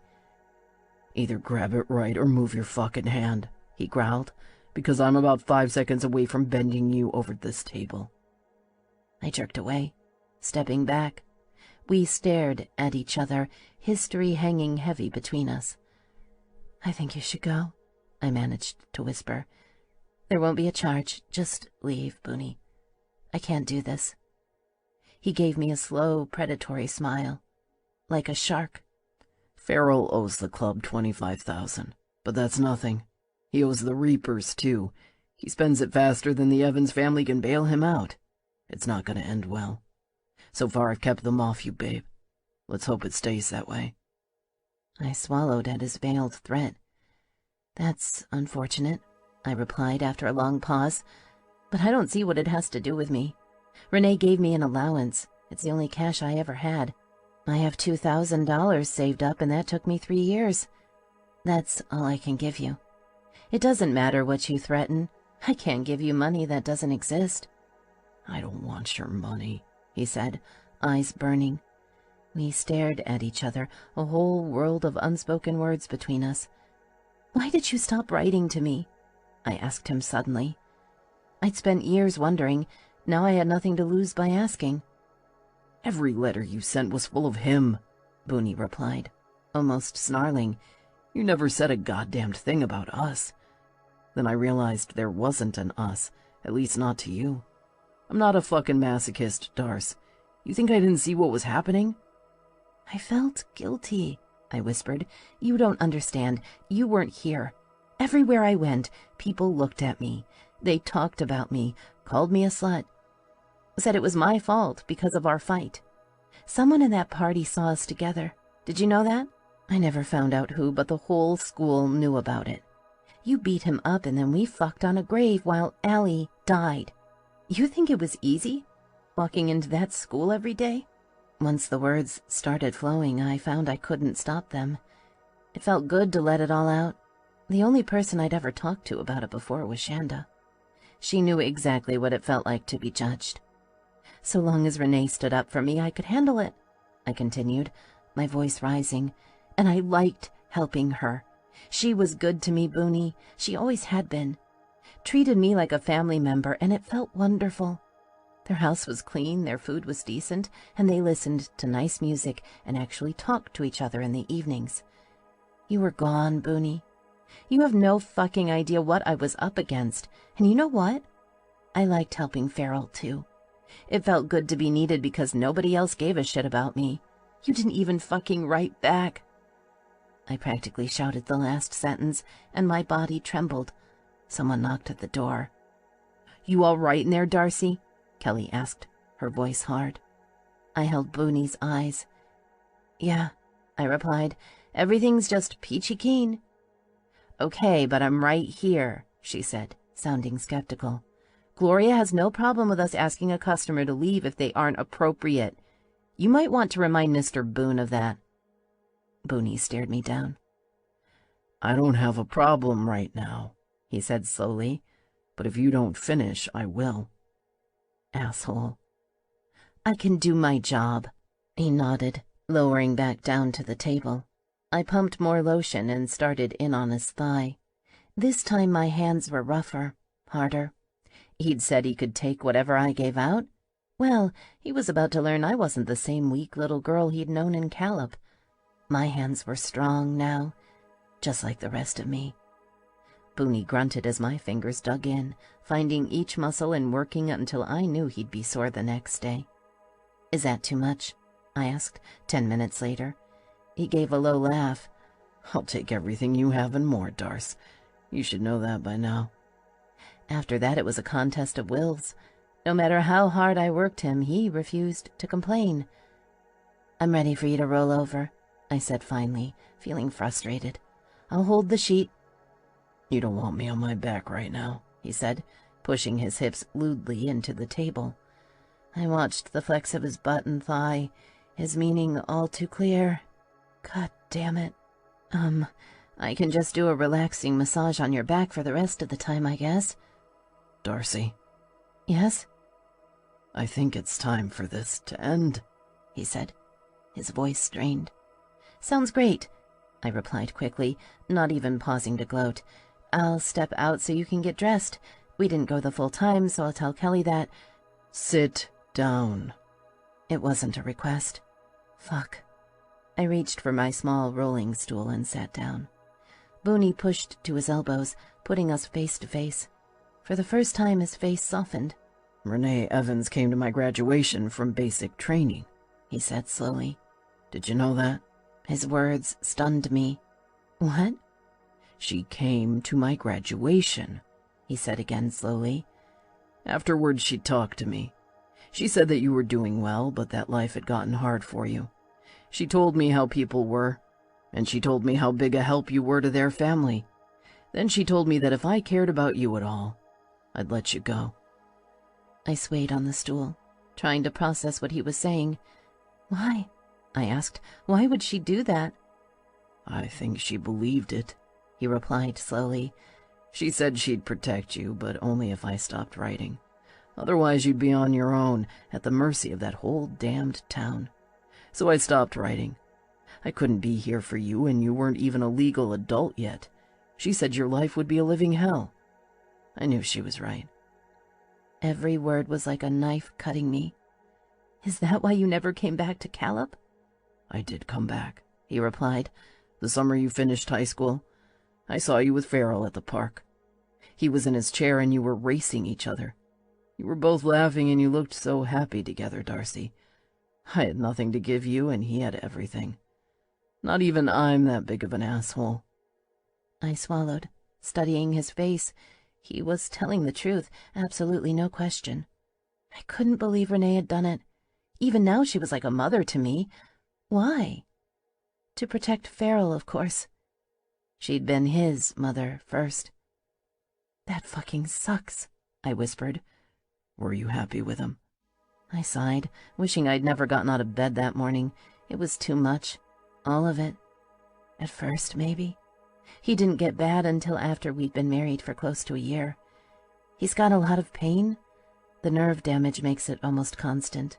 He was drinking more and more, and he burns through pain pills like you wouldn't believe. Then he started gambling, and things got ugly. His parents spent more than $600,000 bailing him out that I know of. Like I said, they've finally cut him off. You never answered my question. Did he hurt you? He never hit me. My lawyer tells me he was verbally abusive, whatever that means. All I know is that I was dying inside. I'm not ready to be dead. We stared at each other. Then he reached out to wipe something off my cheek. A tear. I hadn't even realized I was crying.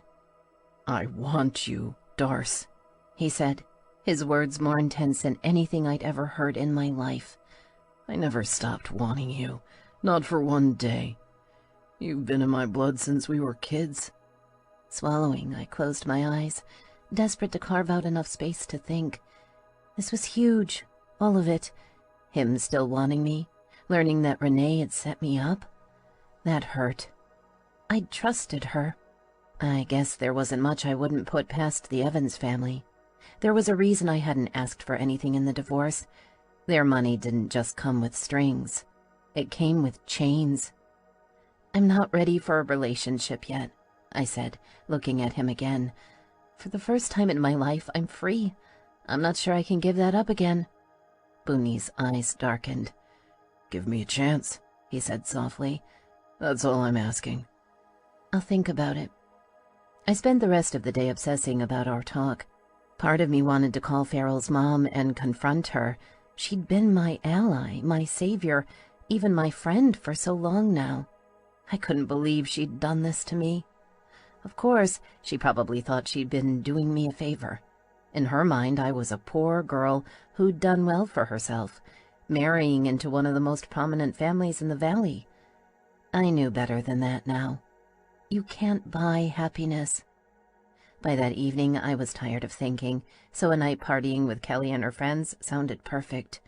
I didn't know the girls that well, but we'd gone out a few times, and they were all fun and nice. Not only that, there was a huge car show going on downtown. Thousands of people were flooding the streets to see the hot rods on parade. which meant lots of good music, cheap booze, and dancing in my future. So what if Booney confused me? That didn't mean I shouldn't go out and have fun. Tomorrow was soon enough to figure him out. Popping a beer, I pulled on a short skirt and a sexy thong bra combo I'd bought for myself to celebrate the divorce. I finished it off with a low-cut top that showed off my shoulders and cute sandals. My hair was long and free. My makeup was just this side of slutty, and I was ready for action. Unfortunately, it was still 2 hours before I was supposed to meet my friends. I decided to go down early, finding a spot on Sherman Avenue to sit on the curb and watch the cars drive by. All around me, little children jumped and squealed, their parents drinking beer and arguing about whether Ford or Chevy should rule the world. Time passed as the kids disappeared and younger people started filling the bars. It felt good to be out. Farrell didn't like being around people after his accident, so it seemed like we always ended up staying home. The Iron Horse had a live band for the night, and they'd open up their big sliding glass doors onto the street, creating a beer garden outside. Kelly was already there when I came in, along with her friend Charisse. I knew there were more girls on the way, but they weren't going to join us until later. We did a round of shots before hitting the dance floor. By midnight, I couldn't remember why the hell I'd ever considered staying home. "I need water," I yelled in Kelly's ear, lurching toward the bar. We had a table staked out in the back corner, but flagging down a waitress was next to impossible. "Grab a pitcher for the table," she replied, turning back to the dance floor.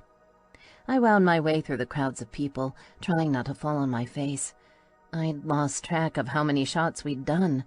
More than a lot, but not too many. Yet, I giggled at the thought, when was the last time I went out and just let myself go? The bar was slammed, of course. Not exactly a huge surprise, but I didn't mind waiting my turn. I could use the break.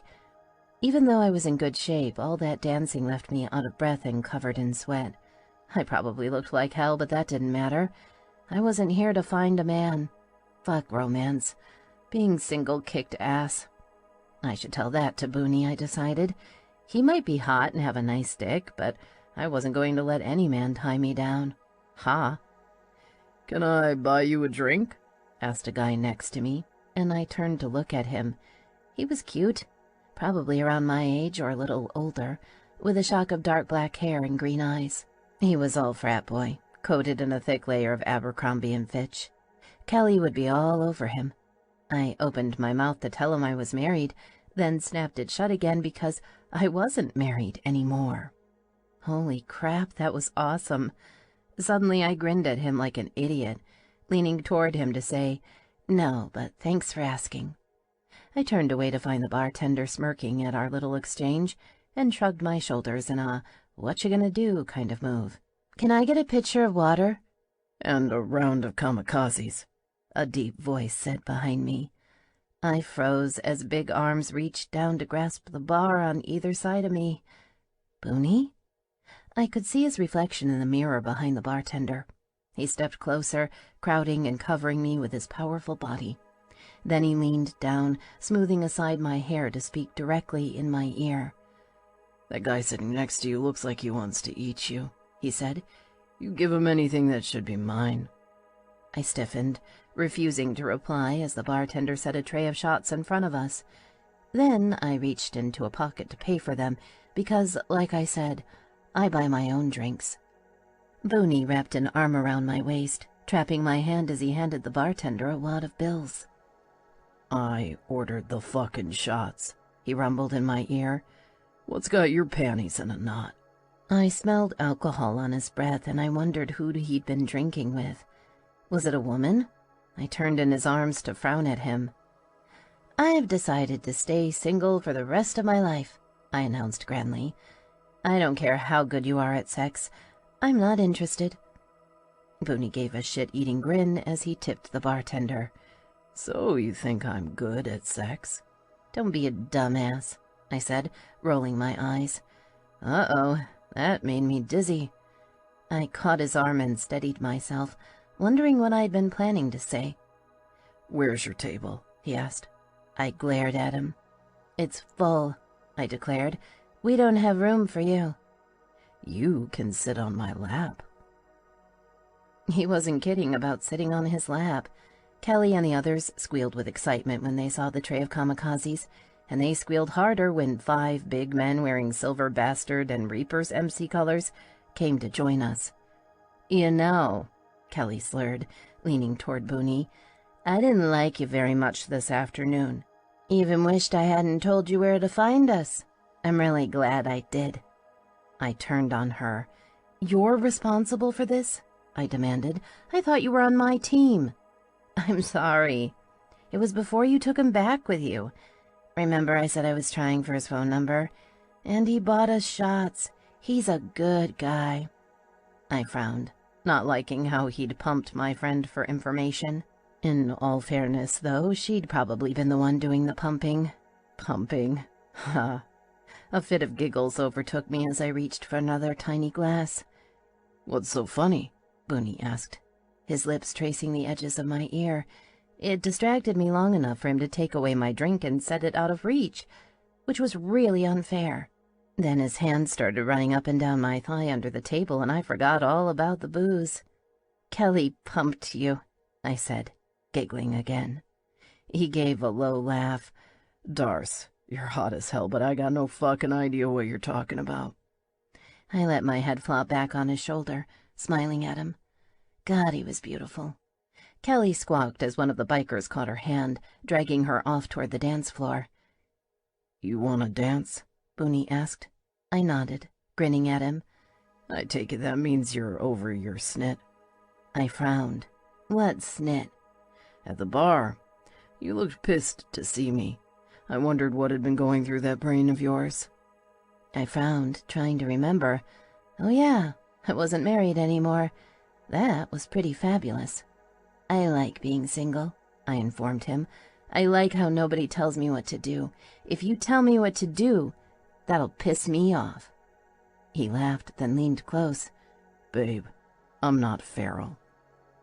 I shifted in his lap, feeling the bulge of his cock flex under my ass.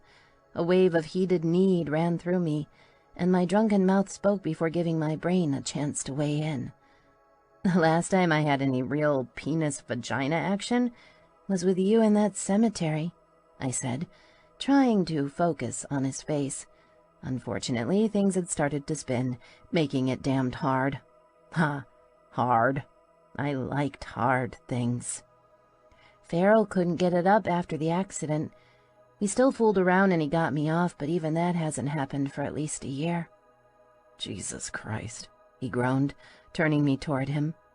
One hand caught my hair, and then he was kissing me, tongue diving deep into my mouth.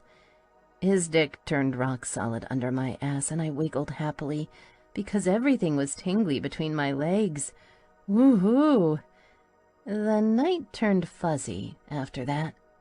I know we danced for a long time. We also made out a bunch, which was perfectly fine because after every kiss, I reminded him that I absolutely positively wasn't interested in a relationship. Booney just nodded and smiled. Then he'd kissed me again. The only part that wasn't so great were the other bikers. Now that I knew how much money Farrell owed, I was a little scared they might ask me about it. Fortunately, they were too busy trying to convince Kelly and the others to come back to their clubhouse and party to pay attention to me. My last call, I was exhausted, starving, and horny as hell. That's when Kelly stood and informed us we needed a potty break. We all trooped to the bathroom in a giggly, wobbling clump, taking turns using the disgusting little stall as Kelly called for a vote. "So what's next, girls? We going to that party or doing our own thing?" I frowned into the mirror, then made fish lips at myself. Glub, glub. Funny. Sudden, loud shouting broke through my alcoholic fog, and I blinked. This wasn't happy "we're at the bar" shouting. These were definitely "holy shit, something's really wrong" sounds. "What the fuck?" Kelly asked, as we looked at each other with wide eyes. Creeping to the door, I opened it a smidge. People were rushing through the hall toward the emergency exit. Not good. "We gotta get out of here," I told her. Someone pushed against the door, and I stepped back as Booney opened it, his face dead serious. "Come on, all of you," he said, grabbing my wrist to pull me out into the hall.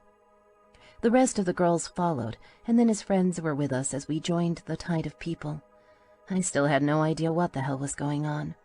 After a few long, confusing minutes, the flow of bodies burst out into the alley, and I saw flashing lights everywhere.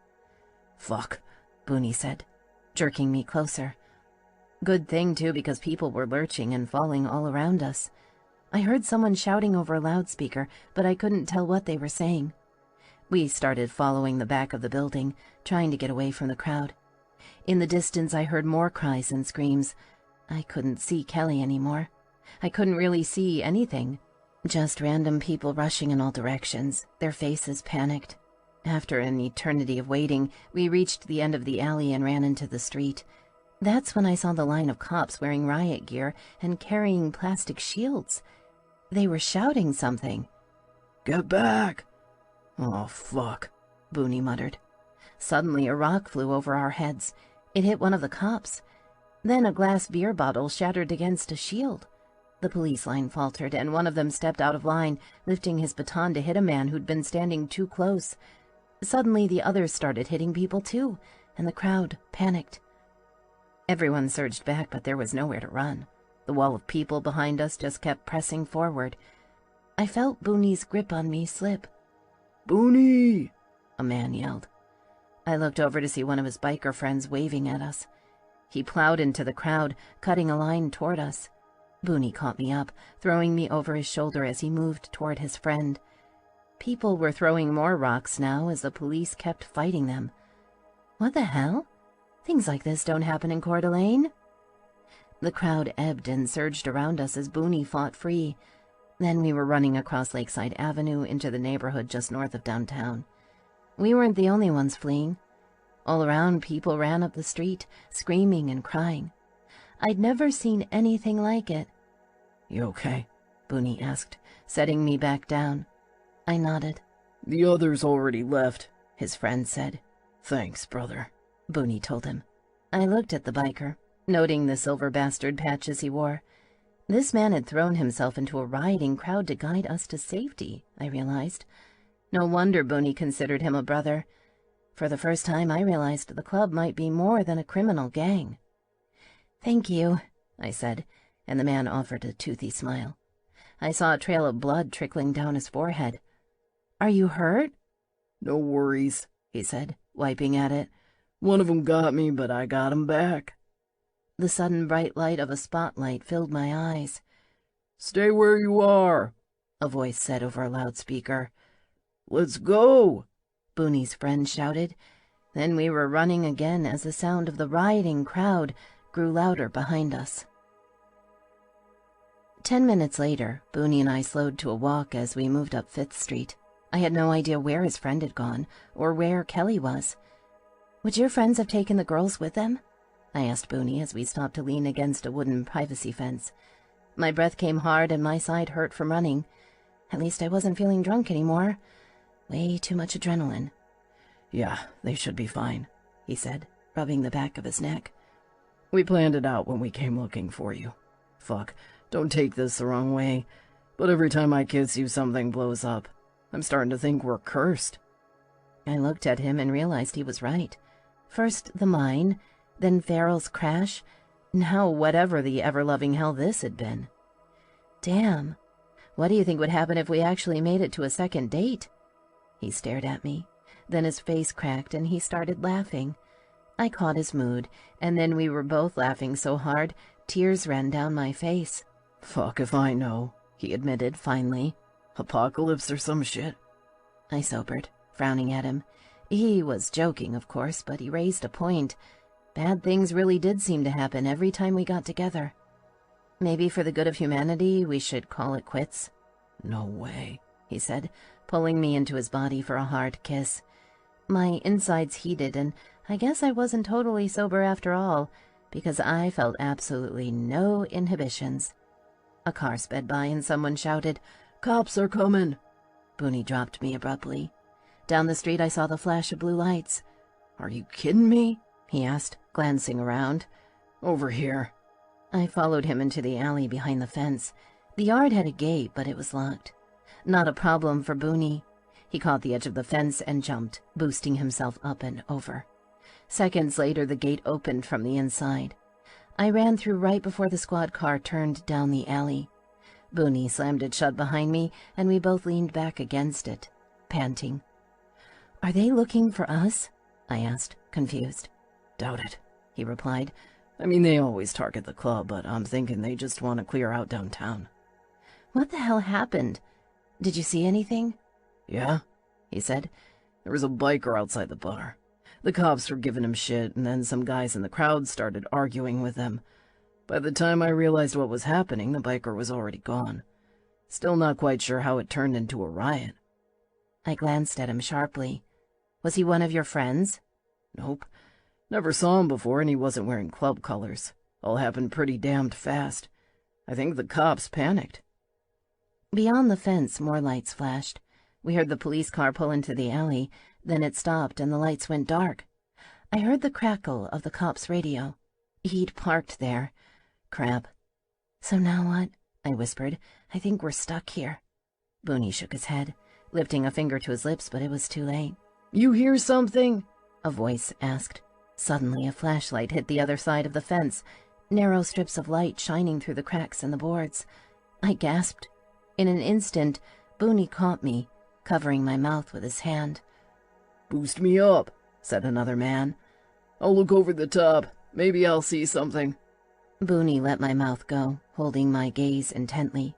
As the cops shifted just inches from us, he jerked his chin behind me. I glanced around to see an overgrown lilac shrub. It was more than big enough to hide us, assuming we could reach it. Fortunately, we'd been in this situation before. Not with the cops, of course, but when we'd been kids, we'd had a far more terrifying nemesis, Granny Blackthorn. Twice a week she baked bread for her family, which she'd set out on her back porch. She also put out cookies, cupcakes, and even the occasional pie. Looking back, it's obvious that she was leaving the food for the kids in the trailer park. Most of us had enough to eat, at least during the school year, when we could get free lunches at school, but a lot of it was cheap, prepackaged shit. Not long after the worm incident, Booney had judged me worthy to join his raiding party. Because I'd been a cute little girl, they'd used me as bait. I'd pick a handful of wildflowers and go knock at Granny's door. After a few minutes, her hearing wasn't so good, she'd answer and I'd hold them out, offering my best gap-toothed smile and lisping about how much I liked her roses. It was my job to keep her talking as long as possible, while Booney and the boys went raiding. I'd wait for the signal and then run off to get my share of the booty. She never caught on to us, or so we assumed, but no matter how much we stole, she put out more. Along the way, we developed a whole secret language of elaborate hand gestures, winks, etc., because you never knew what might happen during a highly dangerous food raid. Now Booney blinked at me twice in the old pattern. Back up. The cops were talking again, then I heard a flashlight hitting the boards. I nodded, understanding, taking 2 steps backward as Booney guided me. He caught my hands and lowered me to the ground. Seconds later, I'd scooted silently into the safety of the shrub. Booney followed, crawling over my body just in time. Behind him, through the leaves, I saw the cop peering over the fence, shining his light into the backyard. Booney looked down on me, his body heavy as we lay perfectly still. "You see anything?" the cop asked his partner. "Nope, looks clear." The man grunted as he dropped back down, his radio crackling again. I became more aware of Booney's weight pinning me in the darkness. His legs tangled with mine, reminding me of that afternoon in the woods above the trailer park. He'd been heavy on me then, too. Now his hips pressed down and his mouth dropped over mine. I wanted to protest. The cops were less than 5 feet away, but he didn't give me a chance. He nipped at my lip, then shoved his tongue deep inside as I gasped. My head started to spin as he kissed me, taking advantage of the fact that I couldn't risk making a sound. When his hand trailed down my side, sliding between us to catch my thigh, I started getting nervous. When he pushed my leg out to grind his pelvis into me, I felt something like panic, knowing there wasn't much Booney wouldn't dare. How far would he take this? Farther than was comfortable. His cock pushed into the softness between my legs, and like always, The chemistry between us was instant and powerful. He shifted, his erection rubbing against my clit. For long minutes he swiveled his hips slowly, pressing me back into the dirt as fire raced up my spine. I wanted to strain against him, but I couldn't. He was already being so reckless, so crazy. No matter what I did, I'd risk making noise. Not that they had any reason to arrest us. Not any legitimate reason. But not half an hour ago I'd watched the police beating people with clubs, people just like me, and that was in front of witnesses. What would they do here in the dark, where nobody could see them? Booney pushed up on one arm, still holding my lips captive as he reached down to catch my shirt. Then his fingers caught my left nipple, pinching it lightly and tugging as his hips kept their steady rhythm. We heard thudding footsteps as a group of people ran by. The police parked beyond the fence, racing to meet them. Someone screamed. I couldn't move, couldn't think, couldn't do anything. Booney wasn't so inhibited. Taking advantage of the distraction, he lifted his hips and reached down to unzip his pants. Then he pulled up my skirt and I felt my ass hit the bare dirt. I really needed to stop wearing skirts. Seconds later, his fingers slid inside me and I'm embarrassed to admit how wet I was already. Okay, make that stop wearing skirts and invest in some serious granny panties, because these thongs weren't providing any protection at all. His thumb found my clit as his fingers hit my G-spot. I arched my back, and I would have cried out if he hadn't caught my mouth with his again, swallowing the sound. Overhead, lights flashed, and outside the fence people shouted. I hardly even noticed, because Booney pulled out and grabbed his cock, lining it up with my entrance. Then he pushed inside. Looking back, it's hard to keep all of it straight. I know the chaos around us seemed to be moving away, but I could still hear the police radio on the other side of the fence. Booney's strokes were steady and smooth, not to mention so achingly slow that they were torture. I pushed my hands down into his jeans and cupped his ass, urging him to go faster. He ignored me, maintaining his pace as more people ran by. The chemistry between us had always been insane, but this time it was explosive, and by the time I came, he had to cover my mouth with his hand to keep me silent. At the last minute he pulled out, blowing his wad on my stomach as the fireworks were still exploding in my head. Then he shifted, rolling us to our sides and tugging me onto his body, rubbing one hand through my hair as the noises around us faded.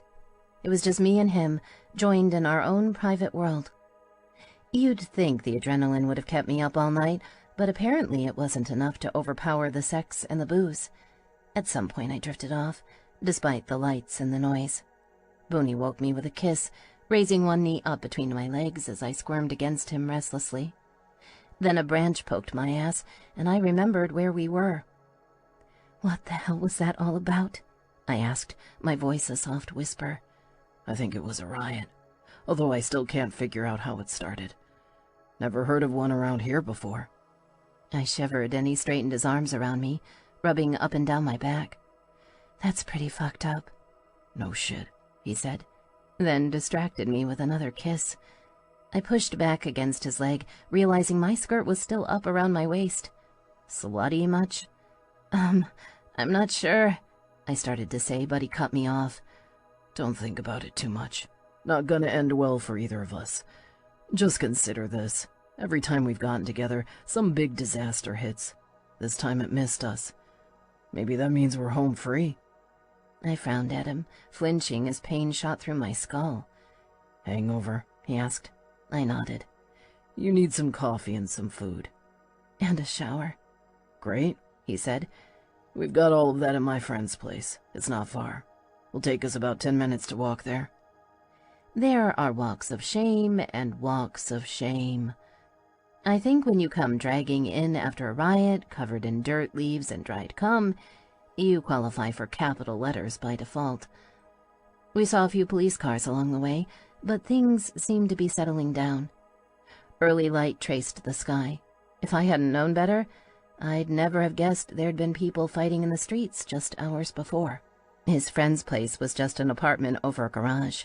When we walked in, the first thing I saw was Kelly asleep on the couch. Well, she was on top of a man on the couch. The same man who'd helped rescue us from the crowd. He opened his eyes briefly, then closed them again. More people slept in the bedroom, but at least the bathroom was empty. I followed Booney through the wooden door, then frowned when he reached for his leather cut. Maybe we should shower separately? He shook his head. No way. Took me long enough to pin you down. I let you out of my sight, you might go marry someone else. I think he meant it as a joke, but I frowned. Booney, I was serious when I said I wasn't ready for a relationship. The divorce isn't even final yet.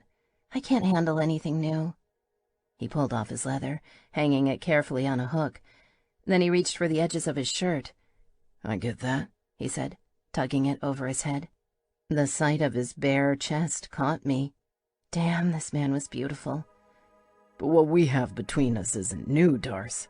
It's always been here. I had to walk away twice. I won't do it again. He was right. There really had always been something between us, and not just when it came to sex.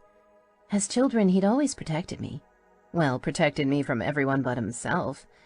He'd fought Farrell for me, and even when he'd stopped returning my letters, he'd thought he was doing it for my benefit. This wasn't new at all. I'm not willing to give up what I have, I insisted, refusing to roll over. I'd had my fill of that with Farrell. My whole life I've had to live for other people. This is my time. I'm not willing to let that go. Not even for you.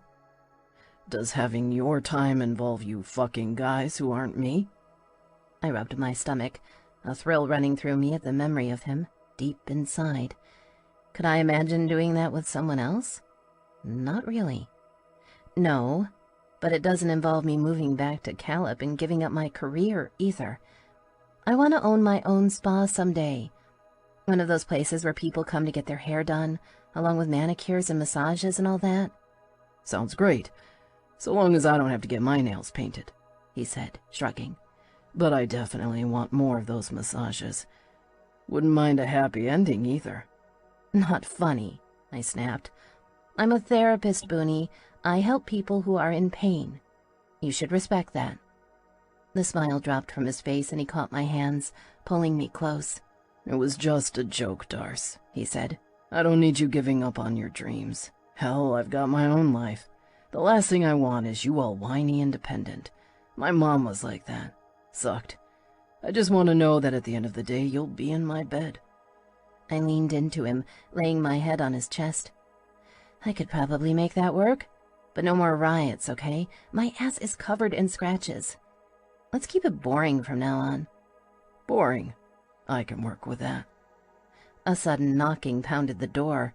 Booney, get out here, his friend shouted. You won't believe what just happened.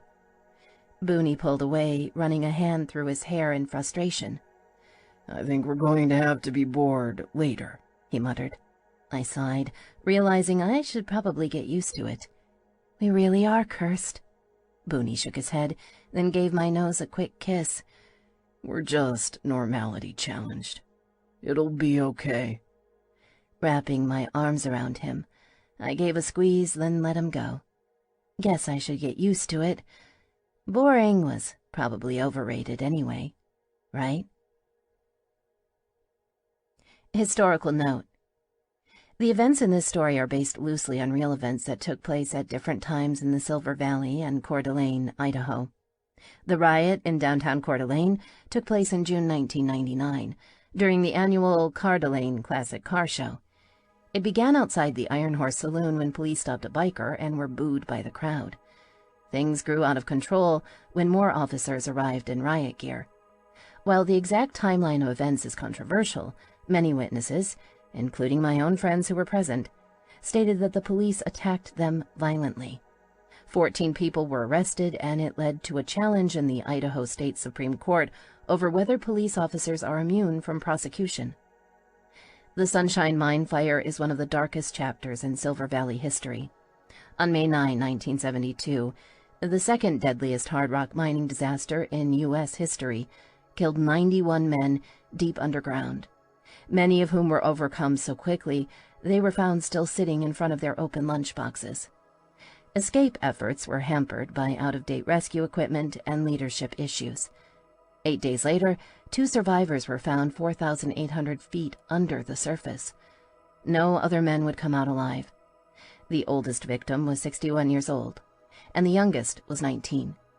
They left behind 77 widows and more than 200 children, 3 of whom were still unborn. If you're interested in learning more, I highly recommend The Deep Dark by Greg Olson. Author's note. Many of my books feature characters cooking, which leads to fans requesting copies of my recipes. Huckleberries grow wild in the Silver Valley and are a big part of the culture. They are hard to find and take forever to pick, so a huckleberry pie is considered a rare and special treat. This recipe is from my book, Silver Bastard. FYI, I'm not always exact with my measurements when I cook, so consider yourself warned. Becca's Huckleberry Pie Recipe. Ingredients: 1 double pie crust, either made at home or purchased at the store. 3 to 4 cups huckleberries, or a mix of huckleberries and blueberries if you're a little short. 4 tablespoons of instant tapioca. 1/2 to 3/4 cup sugar, approximate.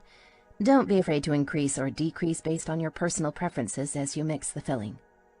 2 to 3 tablespoons fresh orange juice. 1 egg white. 1 tablespoon cold water. Vanilla ice cream. Instructions. Preheat oven to 400 degrees Fahrenheit. Put 3/4 cup huckleberries, sugar, and orange juice in a saucepan. Heat until the sugar melts and the berries start to burst, creating a sauce. While this cools slightly, combine remaining berries in a bowl with instant tapioca and mix gently with a spoon. Slowly fold in the warm berry mix. Pour berry mixture into crust, then cover with second layer of crust. Crimp edges and cut several holes or slices in the top of the pie to allow steam to escape. Mix egg white with cold water and brush across the top of the crust. Place pie on sheet and bake for 15 minutes. Then reduce heat to 375 and bake until crust is golden brown, approximately 50 minutes, give or take. Allow pie enough cooling time to set up, then serve warm with vanilla ice cream. Author's note. This is one of the first scenes from Reaper's property, told from an alternative point of view. It is appropriate for people who haven't already listened to the book and was originally published on my website. Sticky Sweet. Horse. I'm so sick of this shit. I pulled the nozzle out of my bike's gas tank and wiped off my forehead, rubbing my hand dry against my faded jeans. My black leather vest concentrated the heat on my back, and the thought of cramming my head back into my oven of a helmet pissed me off. It had been a long, hot ride, and the weather in this shithole of a town wasn't helping my mood. Fucking excuses every time I talked to him. Yeah, Picnic said, glancing toward the convenience store behind the pumps. Max was inside grabbing something to drink. I hear you. You think Jensen will admit he fucked up or keep up the lies? I glanced at him and shrugged, sick of the situation. Why had the Reapers gotten into business with Jeff Jensen anyway? The guy might be a genius when it came to getting money out of the country, but he was still a fucking stoner. Couldn't trust them for shit. No follow-through. He doesn't have a good reason for this latest mess, then I'm about done with the asshole, I muttered, running the numbers through my head. Jeff had made our motorcycle club a shitload of money, but the constant babysitting, I wasn't sure it was worth it anymore. Should have kicked him out on his ass when he first came to us with his little business proposal. God damn, it's hot out here. Why the fuck would anyone choose to live in eastern Washington anyway? Picnic raised a brow. I thought he was some kind of idiot savant, a valuable asset, he asked lightly. You told us all about it yesterday. What's the matter? Sun got you all grumpy? You need a cool bath? Maybe a Midol to soothe your temper, sweetheart? I narrowed my eyes at my club president, then felt a rueful grin tugging at my lips. Pick was right. Reapers didn't whine like little bitches. I needed to grab sack and deal. You're a dick, I said. Picnic grinned back at me. You think? Hey, you ladies ready? Max yelled, walking out of the store. He stopped next to the bikes, handing over bottles of cold water. Or do we need some more time to discuss the issue? Because I'm sick of talking about this guy. We should teach him not to fuck with us, so we don't have to keep making trips like this. I ignored Max, dropping my head to one side, stretching out my neck. I wondered if we'd made the right call, bringing a third man along. Max had volunteered, but he had a short temper, and Jensen needed careful management. On the other hand, maybe he was right. A good scare might catch the little fucker's attention, help him focus. "Let's go," Pick said. I swung a leg over my bike and kicked it to life. Might as well get it over with. As we rolled down the long tree-lined driveway toward Jensen's little shack, I saw an unfamiliar car parked outside. Not Jeff's Firebird, but some little plastic hatchback thingy. I glanced over at the trailer, seeing a picnic table in the yard. A chick sat up slowly on top of it. A fucking hot chick. Trip might not be a total suckfest after all. The woman watched as we pulled up with a roar, her eyes wide, long dark hair tangled around her face, and tits all but popping out of the microscopic red bikini top she wore. She was small, smaller than my usual type, but she had all the right curves. Her legs were spread, her cutoffs were short, and they gaped enough that I could tell she wore something red underneath. The rest of the bikini? Matching panties? G-string? Now that would be real nice. My dick sat up and suggested we investigate. I've never been one to ignore my dick. Glancing over at Pick, I jerked my head toward the girl, silently claiming her. Pick smirked at me, but he shrugged, agreeing. I didn't bother looking at Max. Brother might want in on the action, but he was still probationary, so he could wait the fuck in line for the next available bitch. Even as a kid, I hadn't liked sharing my toys.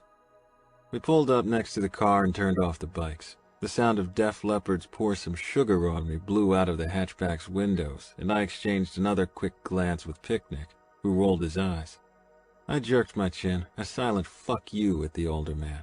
Pick wasn't happy unless he was busting someone's balls, and I wasn't in the mood. Although, I had to admit, it was kind of funny. If I didn't know for a fact Jensen was clueless about our visit, I'd call it a setup.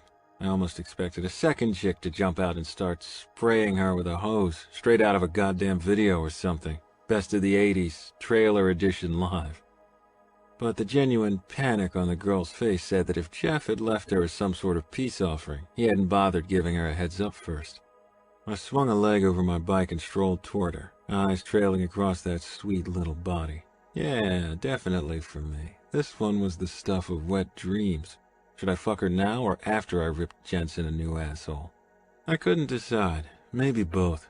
She might not be tall, but those legs were plenty long enough to wrap around my waist. Babe was seriously fine, and I felt my jeans tighten as I closed in on her. My nose flared, taking in her scent. Damn. I stopped next to the table, mesmerized and horny as hell. The temperature outside didn't bother me anymore. Neither did the long ride, not with something like this waiting at the end of it. She took deep breaths, chest rising and falling rapidly, and it almost pushed me over the edge. I counted to 10, willing myself not to just grab her and push her down across the table, despite the fact that my cock was 100% certain it was the only reasonable course of action. My brain disagreed, and reluctantly I told my cock to shut up. I wanted to fuck her, not give her a heart attack. But I needed a little taste. Just one. Holding her gaze, I reached out with a finger and traced her collarbone from her shoulder inward, then slid it down between her breasts, grazing her cleavage. I couldn't help myself. She quivered like a deer hit by headlights as I raised the finger to my mouth, tasting her. Sun and sweat and sweet, ripe woman. I held back a shudder and realized I could probably pound nails with my dick. I couldn't remember the last time I'd been this turned on. I'd lost my virginity freshman year in high school to a senior with a taste for younger men, and I wanted to screw her as bad as this? I wasn't entirely sure. That's how hot Jensen's girl was. How did such an asshole loser attract a woman like this? She swallowed nervously and her nipples hardened under their pretty little triangles of fabric. My cock informed me urgently that we really, really needed to be inside her tight little cunt sooner rather than later. Fucking amazing. Then I saw the bruise. It was old and clearly fading, but someone had backhanded her across the cheek. My breath hissed, and for a second I felt fierce red rage sweep through me, strong enough to override my lust. What could a little thing like her do to possibly justify a man smacking her around? Did Jensen hit her? I clenched my jaw, considering different ways to kill the man. But it was fated, and she hadn't been here last time. Might not be Jensen. Anyone could have marked her. Regardless, whoever was behind the bruise should pay. Fucking crime against nature, smacking around a face like that. I considered taking her back to Coeur d'Alene for a while. Even if he hadn't hit her, Jensen sure as shit wouldn't be able to keep a piece of ass like this satisfied. I'd bet my last dollar on it. Nothing like weed to make a man's dick limp. I shifted forward into her space, enjoying the way she backed away ever so slightly. Yeah, that was nice. This one wouldn't just roll over for me, and I liked that. Nothing like a chase to make the kill more satisfying. "Hey, sweet butt," I said, keeping my voice low and soft. Might as well find out whether she knew jack about bikers. She sure looked like a club whore. I didn't much like the idea of her having been passed around, but if she already knew the rules, it would make life easier. She scrambled backward off the table, and I decided she was probably clueless. I wasn't sure how I felt about that. Not an actual club whore, then, which was okay by me. I'd never been a huge fan of used pussy, and I already knew I wanted to taste hers. On the other hand, I'd probably have to ease her into things if she didn't know the score. Fucking shame, because I was ready to go. The girl stood awkwardly, putting the table between us and biting her lip. Small white teeth, ripe red flesh. I wanted to suck that lip in, then fuck her mouth with my tongue. No, just fuck her mouth, period. Shit, at this rate, I'd blow the fly right off my jeans. Business first. I needed to cool off or I'd break her in half when I screwed her. Maybe I should jack off ahead of time, take off the edge. Not a bad idea. Her tongue darted, wetting those bright, juicy lips, and I held back a groan. "Your man here?" I asked, forcing myself to focus. "We need to talk." A look of confusion crossed her face. The music shut down abruptly. Her eyes darted back behind me, widening as she saw Pick pulling her keys out of the ignition. Then I heard the crunch of gravel as my brother started toward us, and the confusion on her face shifted back toward panic. "You mean Jeff? He's in town," she said, paling. She stepped back, putting more space between us, looking toward my fellow Reapers again. "Why don't you wait out here while I call him?" I studied her, wondering if she was telling the truth. Jensen was just pussy enough to hide behind a woman. Then her eyes drifted down across my cut, like she couldn't help herself. Her gaze felt like fingers against my skin as she checked out my patches, and any lingering doubt I'd had about whether she knew bikers disappeared. She had no clue what it meant when a man put on a cut. I'd definitely have to educate her about my world. "Sure thing, babe," I said, swinging a leg over the bench to straddle it. She backed away slowly but steadily as Pick and Max joined me. "How about a drink, girl?" Picnic asked. She nodded and turned toward the trailer, ass twitching as she walked away. Nice view. Max gave a dirty laugh, clearly enjoying the show, and I had to restrain myself from hitting the man. Asshole should leave my girl alone. My girl? What the fuck? I didn't have girls. I fucked them and moved on, because life was too damn short to deal with their bullshit. Sure, I was considering leaving with her on the back of my bike, but it wasn't like I'd be keeping her. I just wanted enough time to fuck her out of my system. Where'd that thought come from? "Where do you think Jensen found a bitch like that?" Max asked, and while I'd considered the same question earlier, I didn't like hearing Max call her a bitch. In fact, I didn't want Max calling her anything. I'd never been Max's biggest fan. "Small-town girls," Picnic said. "Not exactly a lot of options. Still, she's too pretty to be scraping bottom. You think he's in there pissing his pants while he hides under the bed?" I glanced over to the trailer and caught a hint of movement at the window. She peeked through the curtains at me, Sal against her ear, looking small and vulnerable. That vulnerability called to me, and I licked my lips. "No, she's making a phone call," I said. "He's not here. I wonder if he'll make a run for it." "You think he'd leave her to us?" Max asked, sounding a little too eager. "Hot piece like that should be on her back. Looking forward to that." "Shut it down," Pick said sharply. "She's with Horse now." "I want her when you're done," Max said, looking at me. "Shut the fuck up," I snapped, and Max laughed. "Cock blocker." "Seriously, Max, shut the fuck up," Picnic replied, his voice like ice. Silence fell over the table. Then the door to the trailer opened and the woman came out. She held a tall purple plastic cup in one hand, a smaller cup with a spoon in it in the other, and 2 more purple cups held against her chest with her arm. She'd changed into a faded t-shirt that had to be at least an extra large and a pair of those half pants chicks like, the ones that go below the knee. Fucking shame, because those curves shouldn't be covered. On the other hand, anything that kept Max's eyes off her was probably a good thing. "You call your man?" I asked. For reasons I didn't care to examine, figuring out her relationship with Jeff Hole had turned into a high priority. My man? She asked, looking confused. "Jensen." She opened her mouth and closed it, thoughts passing behind her eyes too fast for me to read. "Girlie, answer the fucking question," Picnic commanded, voice like a whip. She jumped, splashing whatever was in the cup across her breast. Her nipple beaded up from the cold, and I forgot to breathe. I shifted on the bench, rethinking my decision to wait. "Jeff's coming," she said. I could just lean forward and catch that nipple in my mouth. Back off. She was terrified. Scaring her more wouldn't move things any faster. I knew how it would end, with her spread under me, screaming when she came. But how long it took to get her there. A lot of ways that could play out. "He said he'd be here in 20 minutes. I've got tea for you." She stood in front of me, taunting me as she licked her lips nervously. I reached out and took one of the cups.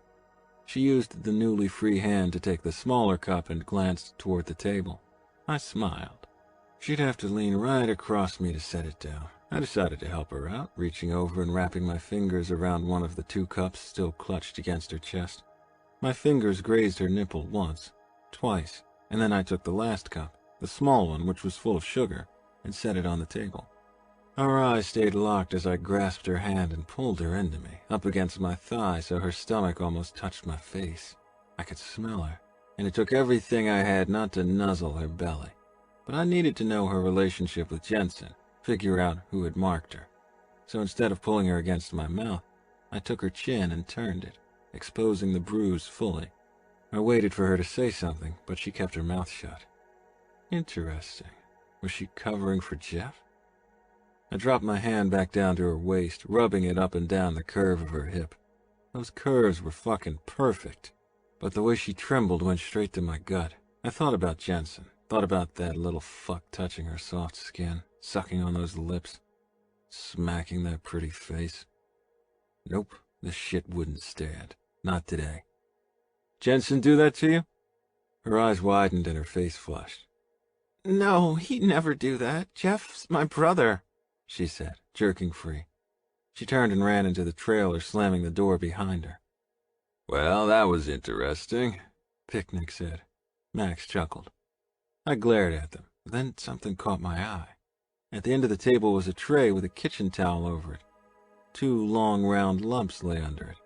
I leaned over and picked up the towel to find 2 loaves of unbaked bread rising. Fuck. Not only was my girl hot as hell, she could cook, too. Jensen showed up not long afterward, full of excuses and bullshit. "Hey guys, great to see you," he called as he slammed his car door shut. "I'll bet you're here because of that botched transfer. No worries, Horace, I got it fixed. You could check it on my laptop. I just ran the numbers wrong the first time. No problem." I stood, crossing my arms as I stared him down. "Why didn't you answer your phone?" "I lost it," Jeff replied, rubbing his hands against his pants nervously as he glanced between the 3 Reapers. "But I found it again, see?" He pulled it out of his pocket and showed us. I looked to Picnic, who sighed. "We're gonna lay this out for you, okay?" the club president said. "You fucked up big time. I don't know if you stole the money and paid it back or if you're just stupid. Either way, it can't happen again.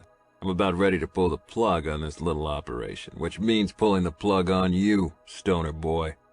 I grunted, seconding his words. Jeff's eyes jerked between us, then settled as he smiled at me again, like we were friends. Fucker had the serious case of reality disconnect. "No problem," he said. "Let's go inside. I'll show you the figures, pull them up for you, see for yourself. Marie will make dinner. She's a fucking great cook. You'll love it." So her name was Marie. I liked that. It fit her. Sort of old-fashioned, but sexy at the same time. I almost smiled, but caught myself. I had a part to play in this little show, and it didn't include looking friendly. Let's take a look, I said to Picnic. Figure it out tonight, save us having to drive back down here to kill him if he's lying. Works for me, Pick replied. I'm hungry. Hey, Jensen, shooting assholes gives me heartburn. Don't fuck this up, okay? Jeff's face faltered, but he laughed nervously and chattered as he led us into the trailer. Me and Picnic exchanged a knowing look behind his back. I hoped to hell I wouldn't have to kick the shit out of our helpful little hacker. Beating down our brother probably wouldn't be the smoothest way to get into Marie's pants. The trailer smelled like heaven. Marinara bubbled on the stove, and while the little window air conditioning units kept the place cool, the oven sent out homey warmth. Marie stood in the open kitchen, frowning at us as we walked in. Sis, my associates are going to stay for dinner, Jeff told her. You better go get your bread. I think it's done rising. You guys are going to love this. Marie's bread is amazing. She'll fix you a fucking great dinner. Marie gave her brother a tight, fixed little smile, eyes shooting daggers at him. I had to bite back a laugh. She obviously wanted us gone in a big way. For a minute I thought she might refuse, but then she broke her gaze, murmuring something as she brushed past us to go outside. I couldn't decide if that disappointed me or not. The food smelled great, and I hadn't even realized how hungry I'd gotten. But she should really tell her brother to fuck off. Maybe tip that pot of spaghetti sauce over his head or something. Jeff flicked on his giant-ass TV to mix martial arts, another layer of bullshit in my opinion. Apparently he could afford a TV the size of a car, but he couldn't afford to upgrade to a place fit for his sister to live in. I shook my head and took a seat in front of the kitchen bar, which separated the cooking area from the living room in the tiny trailer. Leaning back against the wall, I crossed my arms to watch Marie come back inside with the tray of bread, quiet as a mouse. Had the guy who'd hit her broken her spirit? I'd liked a woman to follow my lead, but a girl without at least a little fight wouldn't be much fun in the sack. Grab us some beers, sweet butt, Max called from the couch. I watched as she stilled, biting her lip. I could almost read her thoughts. She wanted to take one of those beer bottles and break it over Max's head. I kind of wanted to see that myself. Instead, she set down the tray on the counter and turned to the fridge, pulling out 4 drinks and handing them around. I sighed. Too bad. Would have been fun to watch her take Max down. Not that he'd let her go too far with it, but hell, bastard could use a bottle over the head. Marie ignored me as I opened my beer, turning back to put the bread in the oven and then grabbing some shit for a salad. Big fucking surprise watching her cook turned me on. Her clothes looked like hell, but I knew what was underneath, and every movement was graceful and feminine. Then she grabbed another beer, popped the top like a pro, and took a deep swig, mouth wrapped tight around the length of the bottle's neck. I seriously considered vaulting the counter. Instead, I sat, nursing my drink and counting the different ways I'd do her before this ended. Over the bar, for sure, from behind, maybe against the wall, definitely in the shower, and maybe even on my bike. Bed? Why the hell not? Some of those missionaries were pretty damn smart. I'd fuck her face, too, and maybe even her ass. My dick added its vote in favor of that plan as I shifted restlessly. Goddamn jeans weren't helping the situation. When Marie pulled the bread out of the oven, the smell almost killed me. 5 minutes later, she had salad, pasta, and the works laid out on the counter, along with plates. "Dinner," she said shortly, stepping back as the guy stood and grabbed the food. The meal blew me away, tasting even better than it smelled. The bread was savory and rich, with a hint of garlic and herbs and something else I couldn't identify. The sauce was chunky and tangy and full of fresh tomatoes with big spicy meatballs. Even the salad was fantastic and totally different. It had the usual greens, but it also had nuts and fruit and some kind of fancy cheese. This is amazing, Picnic told Marie as he filled his plate a second time, voice full of genuine admiration. You can really cook.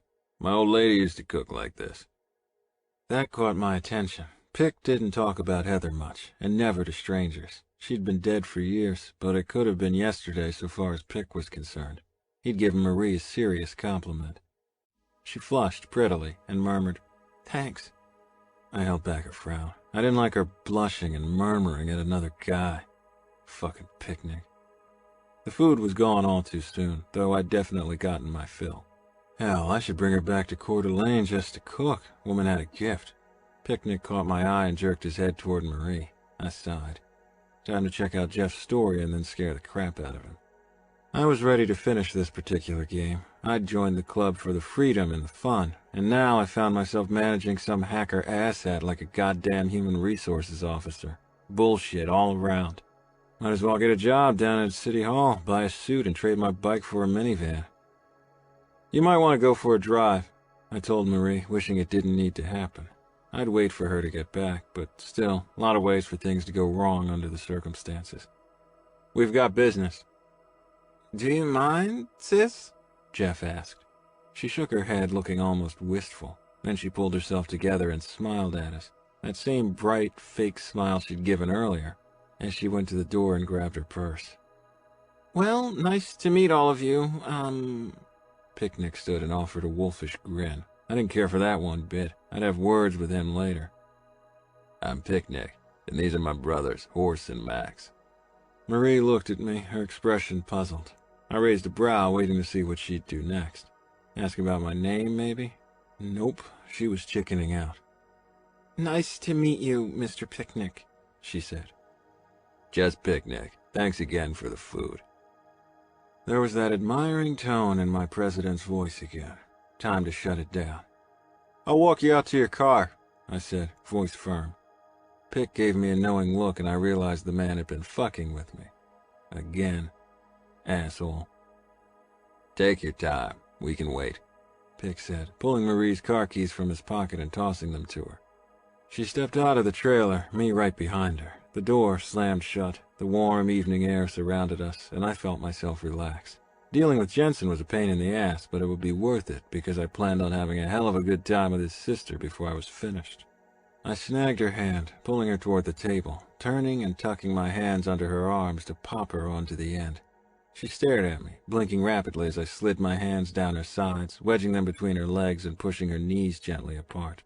Then I leaned into her, inhaling her scent once more. Marie smelled even better now than before, with a hint of fresh bread added into the mix. I gave serious thought to biting her shoulder, just to see if she tasted half as good as that scent of hers suggested.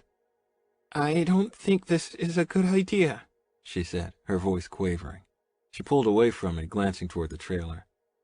I mean, everyone is waiting for you, right? I can just go. Let's forget this, okay? I leaned back, studying her, wishing I felt half as unaffected as she seemed to be. If she didn't want me touching her, why would she let me hold her like this? This tension between us was incredible. It couldn't only be on my side, could it? The fading evening light caught on her bruise. Fuck. Maybe her spirit really was totally broken. I decided to poke at her and test whether she'd fight back, even a little. That how you gonna play it, sweet butt? I asked, deliberately taunting her. Her eyes narrowed and flashed, sexy as hell. I'm not your sweet butt, she snapped. Fuck off. Now that was more like it. My girl hadn't checked out entirely after all. I laughed, loving the spark in her and wanting to see more of it. That wasn't all I wanted, though. I grabbed her waist and pulled her into my body. The hot, welcoming softness of her pussy hit my cock, and it felt better than I'd imagined, which was saying something. I closed my eyes for a second, swiveling my hips and dragging my length up and down across her clit through the fabric of our pants, all but tasting the moment I'd sink into her sweet opening. It was official. Marie was the hottest piece of ass I'd ever met. She gasped as I slid my dick against her again, more forcefully this time. I leaned down into her and blew softly on her ear, thinking about kissing her. Then I thought about that spark of anger in her eyes. I wanted to see it again. Marie, soft and willing beneath me, was great, but Marie telling me to fuck off? All cute and pissy? Now that really turned me on. Nice ass, sweet, but... I whispered softly. She bit me. Hard. I jumped back, ripping my ear out of her mouth, wondering if she'd taken a chunk with her. Holy shit, she bit me. A trickle of warm fluid ran down my neck. Blood. I couldn't help it. I burst out laughing because she was tiny and angry and hissing at me like a wet cat on top of the table. I wanted to fuck her more now than I had 5 minutes ago. Damn, though, my ear hurt. That wasn't a love bite. Who was this woman? Marie scowled, her message coming through loud and clear. I get it, hands off, I said, shaking my head, holding up my arms in pointed surrender. My dick might not be amused by this turn of events, but for once I didn't give a flying fuck what my dick wanted. I was having way too much fun. Play it the way you like, and you're right, we've got business. Go drive for an hour, that should be enough time. Marie slid off the table, darting around me as she ran to her little piece of shit car.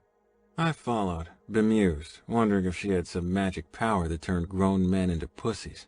Marie opened her car door but turned back to look at me, teeth worrying at her lip. I waited for whatever the hell would come out of her mouth.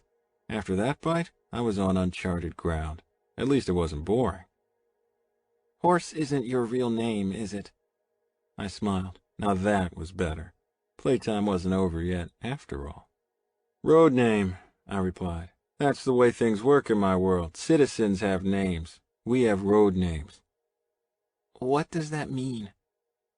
People give them to you when you start riding. They can mean all kinds of things. Picnic got his name because he went all out planning some pansy-ass picnic for a bitch who had him twisted up in knots. She ate his food and drank his booze, then called her fuckwad boyfriend to come and pick her up while he took a leak. She frowned. That seems unpleasant. Why would he want to remember that? Because when the fuckwad showed up, Picnic shoved his head through a picnic table. Her breath caught, and I saw indecision written all over her face. And Max? When he gets drunk, sometimes his eyes go all wide and he looks fucking crazy, like Mad Max. I see, she said, glancing toward the trailer. I waited, but she kept her mouth closed. Smart girl. I'd be damned if I'd let her off the hook that easy, though. So, you aren't going to ask? Silence fell between us, then she opened her mouth. So why are you called Horse? 'Cause I'm hung like one, I replied, unable to control my smirk. She blushed hard and ducked in the car. I had to jump back and away as she jammed it into gear and peeled out of the driveway. Now that was fun. And weird. I still wanted to nail her, probably more now than before, but that little exchange, bite and all, that had been better than the average blowjob. Go figure. The money's all there, I said, clicking through the list of accounts. I glanced over at Jeff, who sat by the kitchen bar smoking a little glass pipe. He'd gone from jittery to stoned in the time I'd been outside with Marie. Hadn't seen that coming. Pick must have really wanted the asshole to shut up, because normally he'd never tolerate someone getting faded before business was finished. Of course it's all there, Jeff said lazily. I already told you, it was just a little mistake, and I fixed it. I don't know why you got so worked up about it. I got worked up because I thought you were stealing, I replied. And you know what happens to people who steal from the club. We need to go over the rules again? Jeff took a long hit, then started coughing, smoke shooting out of his nose in little puffs. He grabbed his beer and sucked it down before answering. You don't have to keep threatening me. I knew what I was getting into. We've been working together for nearly 2 years, and I've never screwed you, have I? Trust needs to go both ways. Max snorted, and for once I didn't consider telling him to shut up. Tell me about your sister. Jeff's face sobered, and he set down his pipe. Marie's been through a lot, he replied. She doesn't need any more trouble, Horse. Who hit her? Her husband, Jeff said. Always hated him. She left his ass, thank God. She deserves a little happiness. No offense, but I'd really appreciate it if you'd leave her alone. Now you're telling me what to do? Jeff straightened, and for the first time in a year he looked almost like a man instead of a weasel. She's a good girl, Horse, he said firmly. She's been through hell. She's finally free, and she doesn't need anyone new in her life. She needs to get a divorce and go to school and then meet some nice guy with a steady job who'll treat her like a queen. Let it go. Damn, that almost sounded like something a decent human being would say, Max muttered. I think we may have a body snatcher situation going on here. Think what you like, Jeff said, shrugging. But it's the truth. She's rid of Gary, and pretty soon she's going to realize she's free to do anything she wants. I won't have her wasting that freedom on some biker who'll treat her like shit. And don't bother waiting for her to come back. I already texted her and told her to stay away. I shrugged, not entirely surprised. When a chick bit my ear and told me to fuck off, it wasn't usually a sign I'd be getting laid that night. My cock might be pissed about it, but I'd started to realize just how much more I wanted from Marie. Hot pussy crawled out of the woodwork at the club, nothing special about it. A sweet girl like her was a hell of a lot harder to find. Jeff sat, waiting, apparently expecting some sort of violent outburst, so I gave him a nice big smile, just to fuck with his head. "Tell her I said goodbye," I told him. "I'll be back before long to check up on things. I've got what I need, should be able to monitor the rest from home." I looked at my brothers to make sure he hadn't missed something. Max cracked his knuckles and Picnic nodded, satisfied. "I don't want to breathe in any more of Jeff Hull's secondhand smoke," I said. "You ready, Pic?" "Sure," Picnic replied, and Max pulled himself up off the couch, stretching. Thankfully, Jeff kept his stupid mouth shut as we went outside. Night had fallen, and while the air was still warm, it didn't hold the punishing heat we'd experienced earlier. Riding home across the desert wouldn't be half bad. I kicked my bike to life, following my club president down the long driveway through the apple trees. Hadn't been such a shitty trip after all. Hopefully, Marie wouldn't tear up my other ear too bad during our next fight. Marie's bread recipe. Ingredients: 4½ teaspoons, or 2 packets of rapid rise yeast, 2½ cups warm water, 1 tablespoon salt, 1 tablespoon olive oil, 7 cups all-purpose flour, 2 handfuls mixed grated cheese, your choice. I often just grab an Italian mix. 1/4 cup, approximately, grated Parmesan, 2 large spoonfuls chopped garlic, slightly less if using fresh garlic, although I often use the prepared chopped garlic in a bottle for convenience. If it's a squeeze bottle, I do 2 very large gloops. Italian herb mix. 1 egg white mixed with 1 tablespoon cold water. Cornmeal. Preparation. Note: I use a KitchenAid mixer with a dough hook to make bread. If you make the bread by hand, follow basic bread dough preparation instructions out of any cookbook. Put warm water and yeast in mixing bowl and allow to proof 3 to 4 minutes. Follow with flour and salt. Then add in oil, 2 handfuls of cheese, garlic, and a generous shake of Italian herb mix. I've never measured this, but don't be afraid to pour it on. The recipe makes 2 loaves of bread, which means you want to put in plenty. Allow dough hook to mix until the bread is fully kneaded, about 4 minutes on my machine. Place bread in a greased bowl and allow to double in size. Punch down, then divide into 2 parts. Using a rolling pin, spread each dough ball out into a rectangle, then roll up along the long side to create a skinny loaf. Place on a baking pan that's been lined with foil, greased, and sprinkled with cornmeal. Be sure the seam is on the bottom. Allow to rise until double in size. Before baking bread, make 4 thin slices diagonally across the top to give it some texture. Then sprinkle with Parmesan. Bake at 450 for 20 minutes, then remove from oven. Brush with egg white mixed with cold water to create a glaze. Cook for an additional 5 minutes, then allow to cool before slicing. Author's note. The top request I get from fans is for a short story about Horse and Marie, telling what happened to them after Reaper's property. Skunked is that story. If you haven't heard Reaper's Property, you can still hear Skunked. It doesn't have any plot spoilers, aside from the fact that Reaper's Property ended with them together as a couple, which shouldn't come as a huge surprise for most romance listeners. Skunked takes place several years after the end of Reaper's Property. I got the idea late one night after something rather unpleasant happened with our dog. Skunked. Horse. Christ, I couldn't remember the last time I'd been this tired. We'd been on a 5-day run to Boise, and I'd spent the night before camped out. I was tired, grumpy, and more than a little horny. Something that hadn't gone unnoticed by the bitch who'd kept grabbing for my cock at the last clubhouse we'd visited. I'd managed to fight her off, but this celibacy shit was getting old. I wanted my old lady, and I wanted her now. Turning down our driveway, I saw Marie's car in front of the house. She hadn't answered her phone all day. This wasn't like her. I'd assumed if something was really wrong, someone would have gotten hold of me. Still, it was a relief to find her at home. I wanted a cold beer, a hot shower, and a blowjob. could only accomplish 2 of the 3 on my own.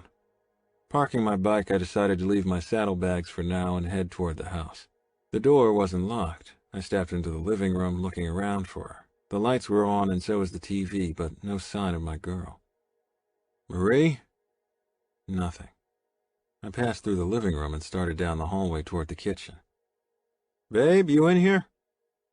In the back, she replied, her voice faint. Entering the kitchen, I knew something was wrong as soon as I saw her face. Her eyes were red and puffy, and she seemed out of it, almost dazed. What the fuck's going on? I asked. She jumped, looking toward me with something like fear in her expression. Jesus, had someone hurt her? A burst of adrenaline rushed through me. Nobody touched my woman. I'd fucking kill them. She didn't say anything, though. Marie? She shook herself, almost as if she needed to wake up. Sorry, I was sort of lost in my thoughts. What's going on? She stared at me for several seconds, her mouth tight. We need to talk. Great. Words every man loves to hear. So much for my welcome home blowjob. About what? I asked warily. Sit down, she murmured, glancing away from me. You want a beer?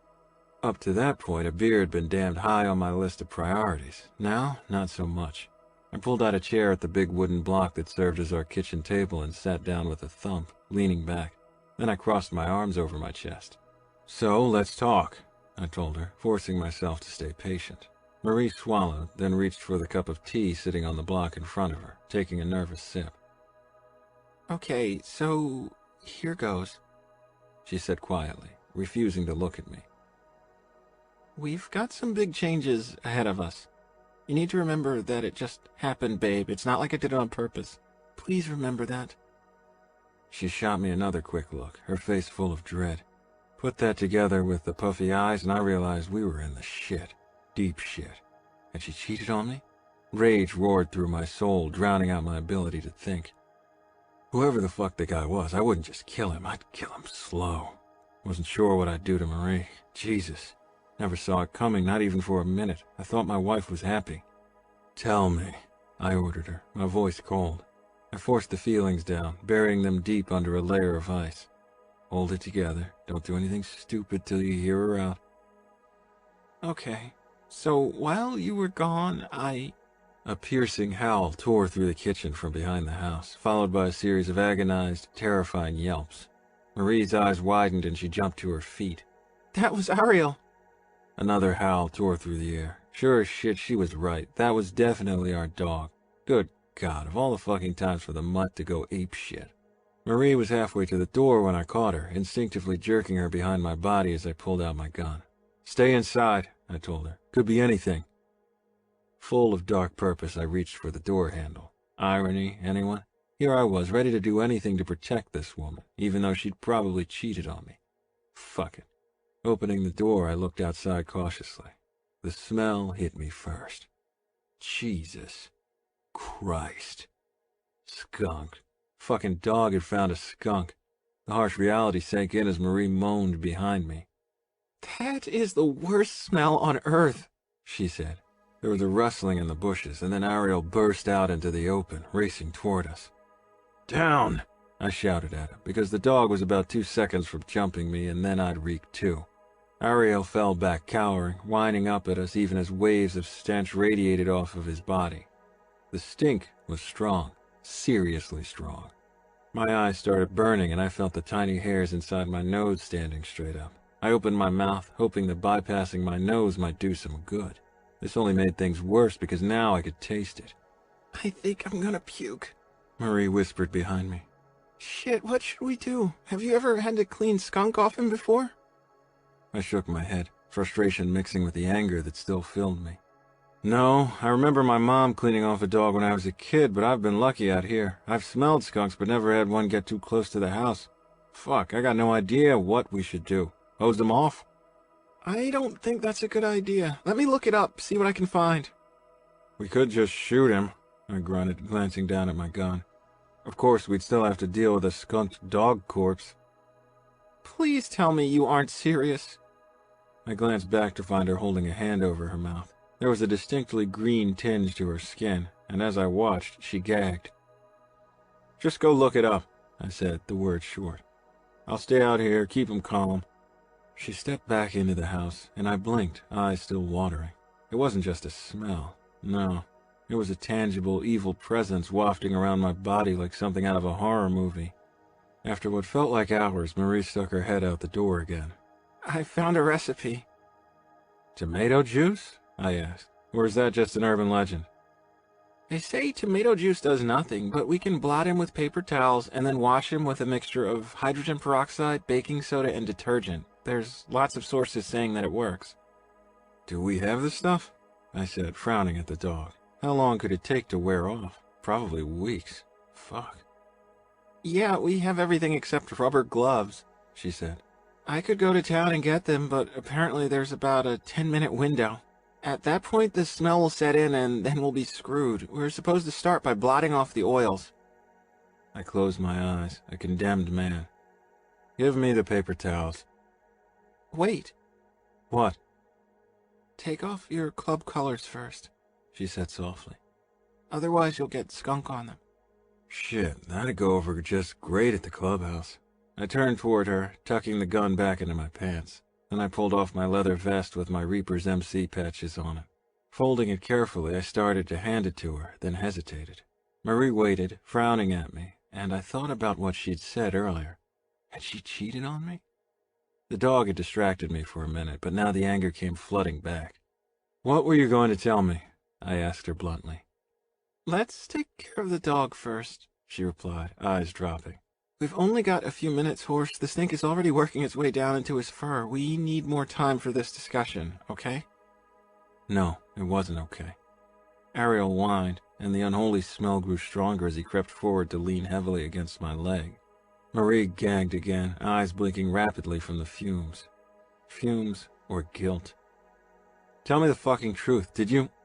Marie's face twisted and then she turned away and started retching. I reached for her hair, planning to hold it back or something. But then I remembered I was pissed at her, so I stood back. Ariel whined again, flopping to his back and showing his stomach.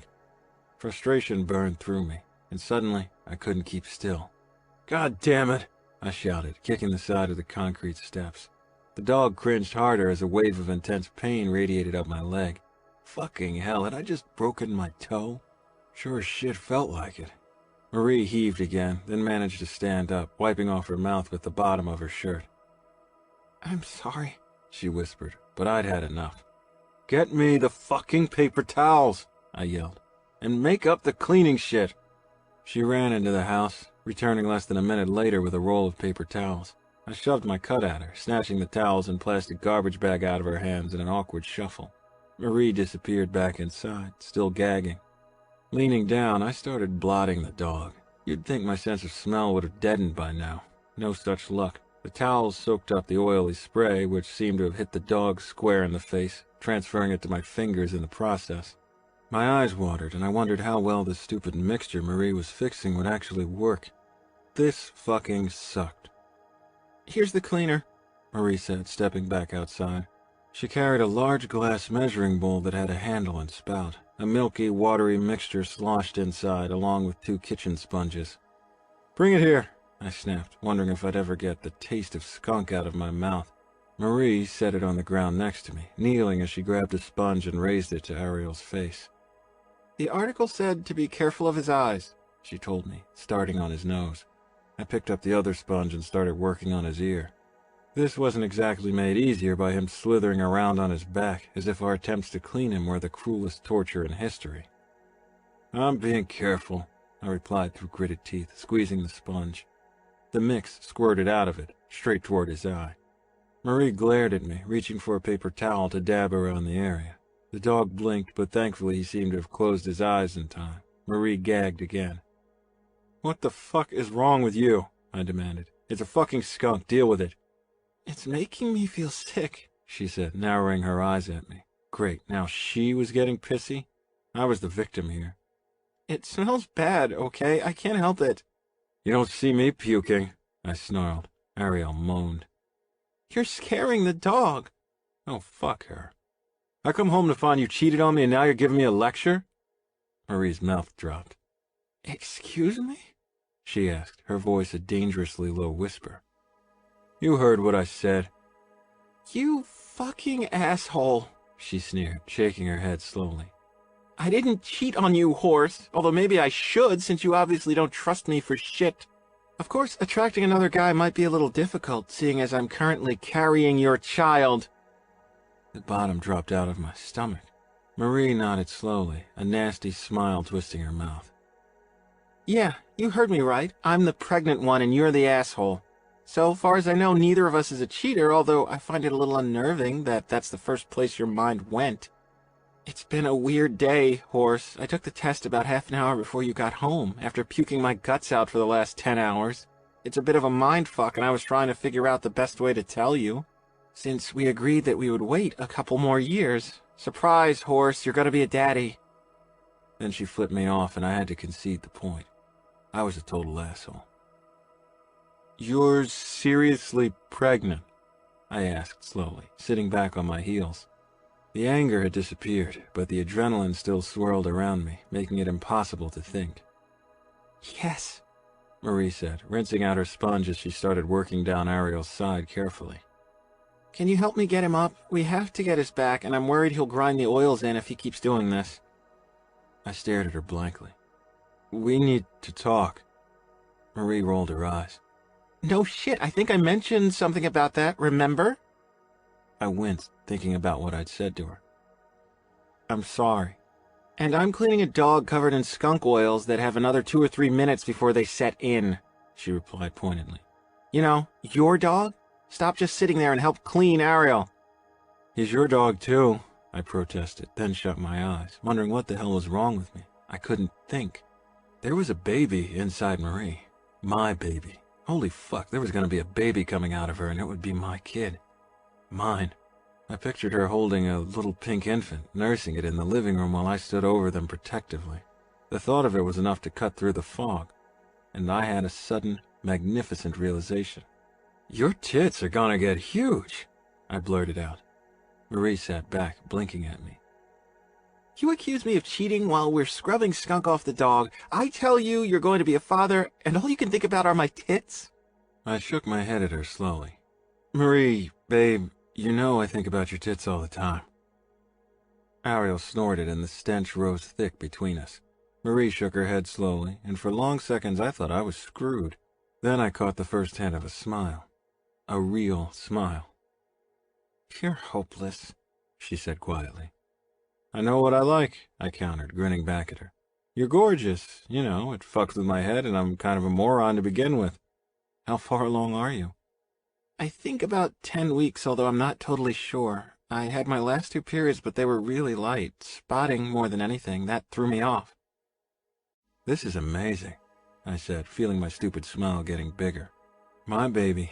I wondered if the kid would be a boy or a girl. Fuck, did it matter? Christ, I love you. Leaning forward over the dog, I tried to kiss her. Panic crossed her face, and then she was turning again, gagging and heaving.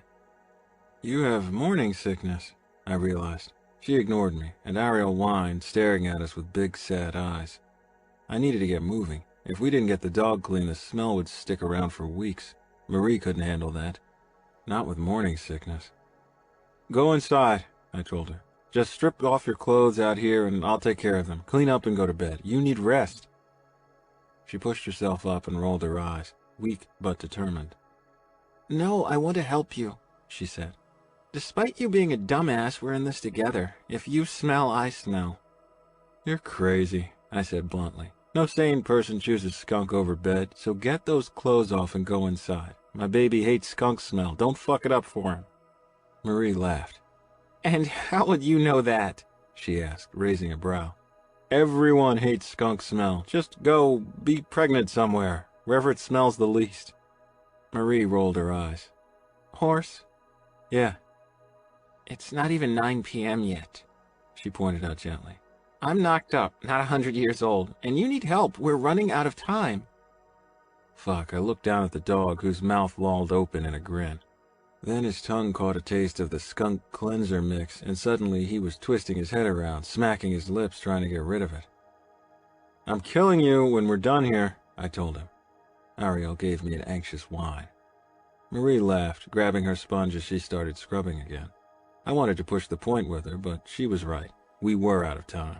So I grabbed my own sponge. I lifted it to the dog's side, watching as it bubbled up through his fur, hopefully taking the stink out with it. My mind was still racing, though. Marie was pregnant. I'd been a jealous asshole. Babies were scary. Marie's tits were gonna get huge. "You're thinking about my boobs again, aren't you?" she asked. I looked up at her, busted. No. She raised a brow, and I shrugged because of course I was thinking about her boobs, and we both knew it.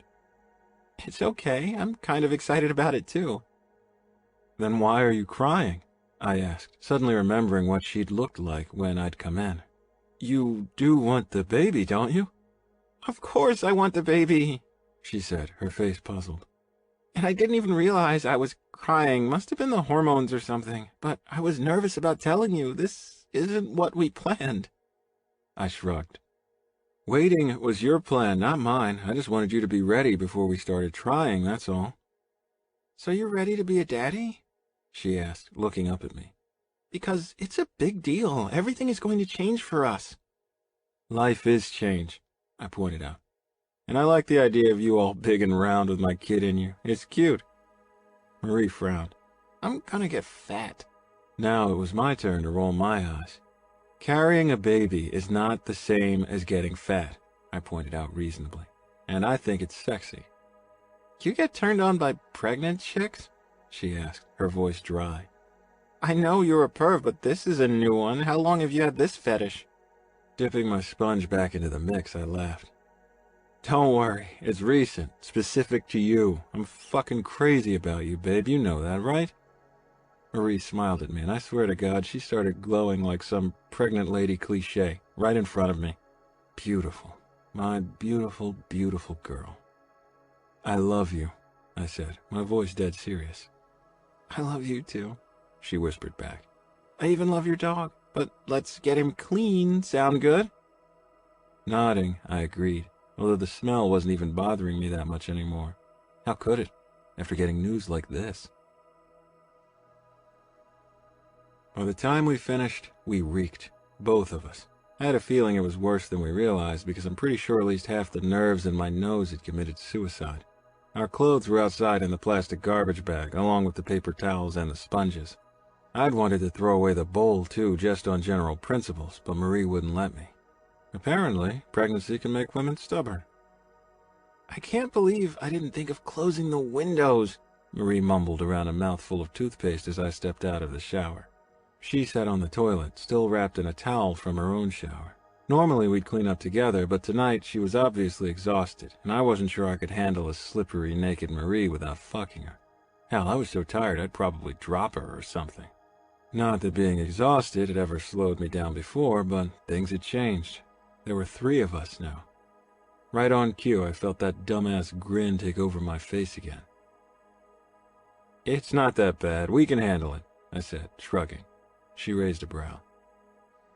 "Go into the bedroom and then tell me that again."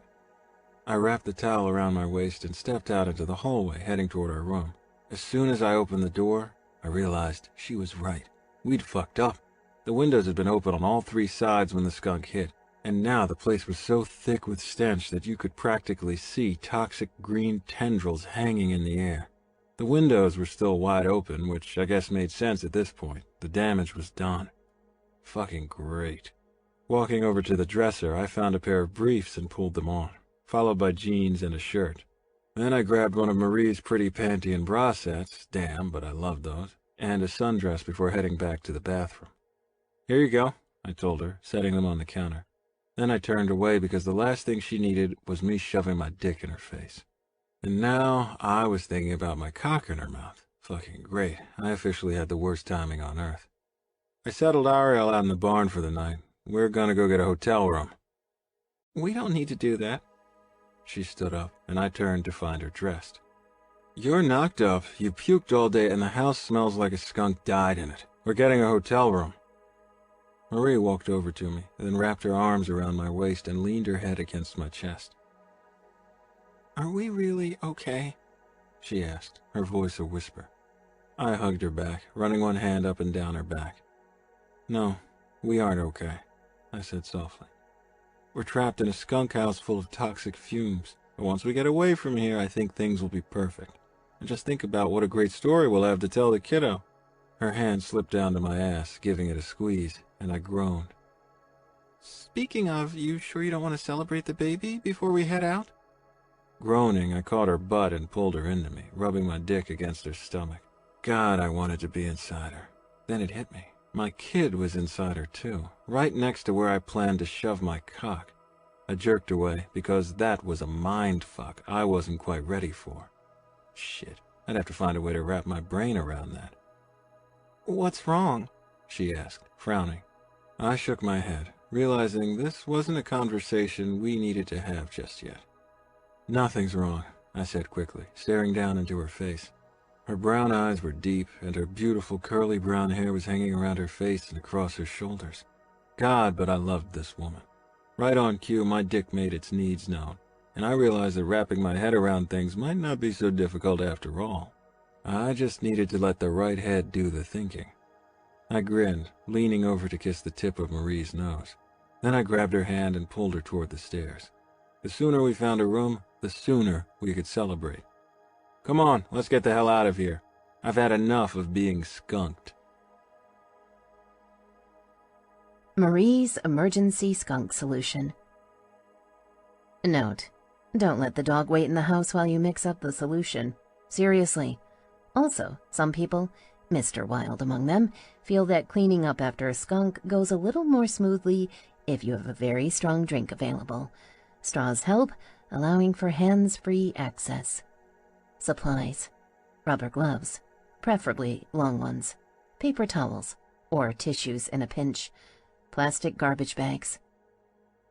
Ingredients: 1 quart hydrogen peroxide, 1/4 cup baking soda, 1 tablespoon liquid dish soap.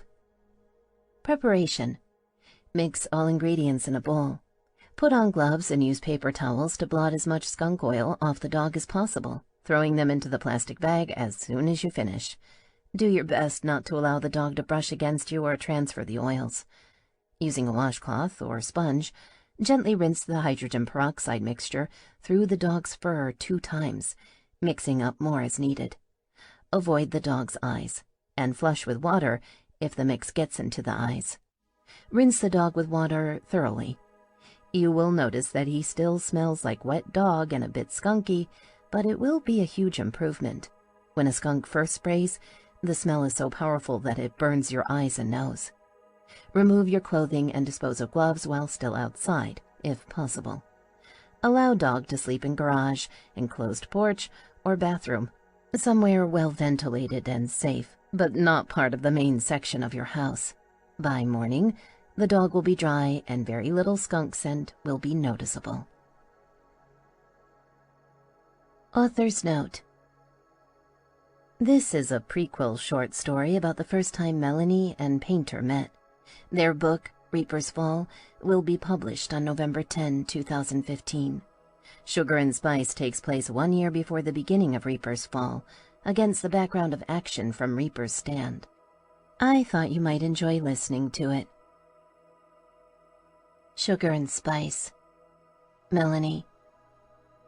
I fell for Levi Painter Brooks the first time I saw him, although in all fairness, I did have a head injury at the time. It was a weird start to a relationship, too. You see, I blew up a house. It wasn't on purpose, and in my defense, I'd had a really shitty day. My mom had taken off earlier in the week, just up and left while I was at work on Monday, and she never came back. Neither me or my dad heard a thing from her, and while she'd always been sort of flaky, she'd never done anything like this before.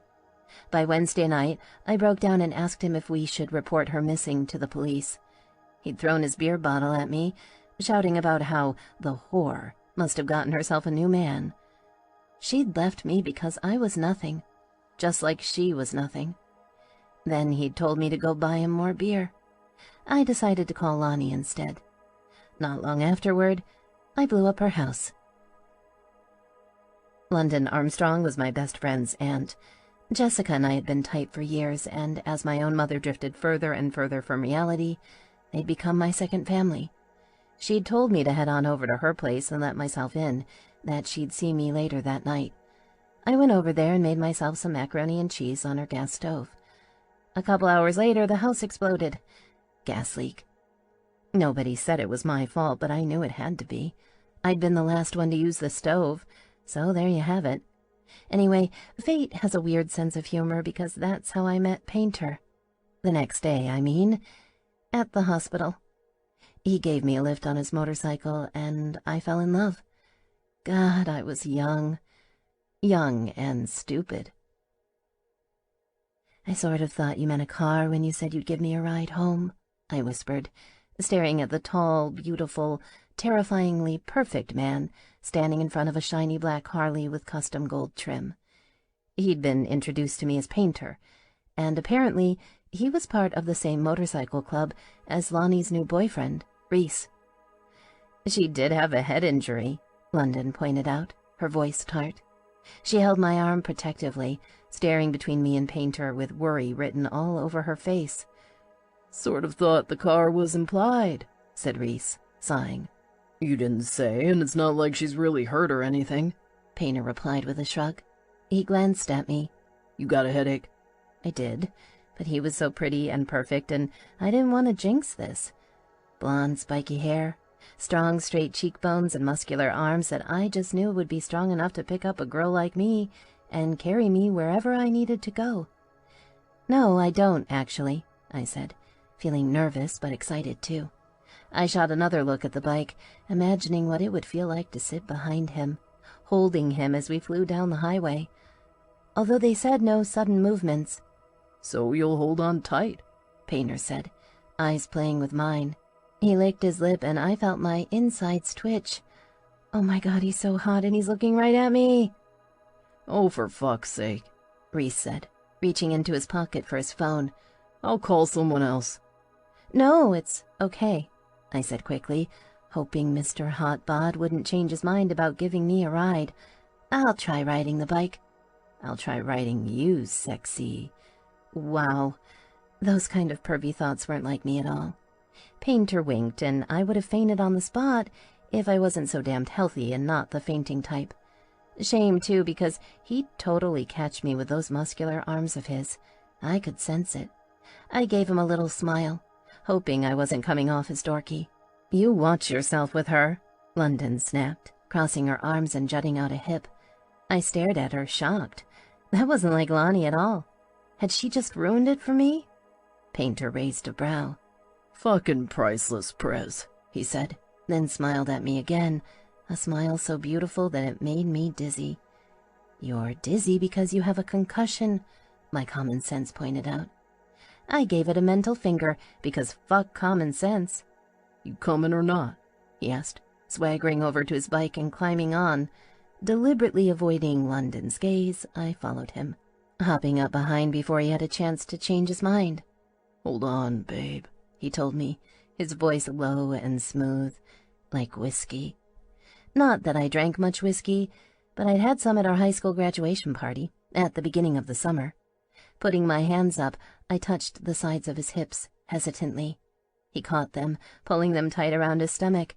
I could feel his hard abs through the thin fabric of his shirt and smell the leather of his motorcycle vest thingy. My entire front was leaning against his entire back, and I felt dizzy again.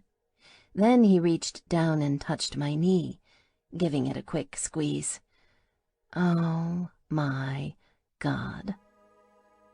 The ride took about 10 minutes, 10 glorious minutes that included a short stretch of highway as we left Coeur d'Alene behind, which meant we got to go fast. Then he was pulling off and parking in front of an old farmstead that had a well-lived-in, well-loved kind of wear around the edges. He turned off the bike, and the sudden absence of noise and vibration left my ears ringing. We sat there for a minute as I collected my thoughts. He touched my knee again. Gotta let go if you want off the bike, babe, he said softly. I jerked my hands back instantly, wondering how big of an ass I'd made of myself. Then I was scrambling to get off, looking everywhere but his face because I couldn't bear to see him looking disgusted, or worse yet, sorry for me. Come on, he said, touching the small of my back gently, guiding me toward the porch. I've got the code to get you inside. You can go crash for a while. Get some rest. Thanks, I said, daring to look up at him. His eyes were everywhere, scanning the yard for what, I had no idea.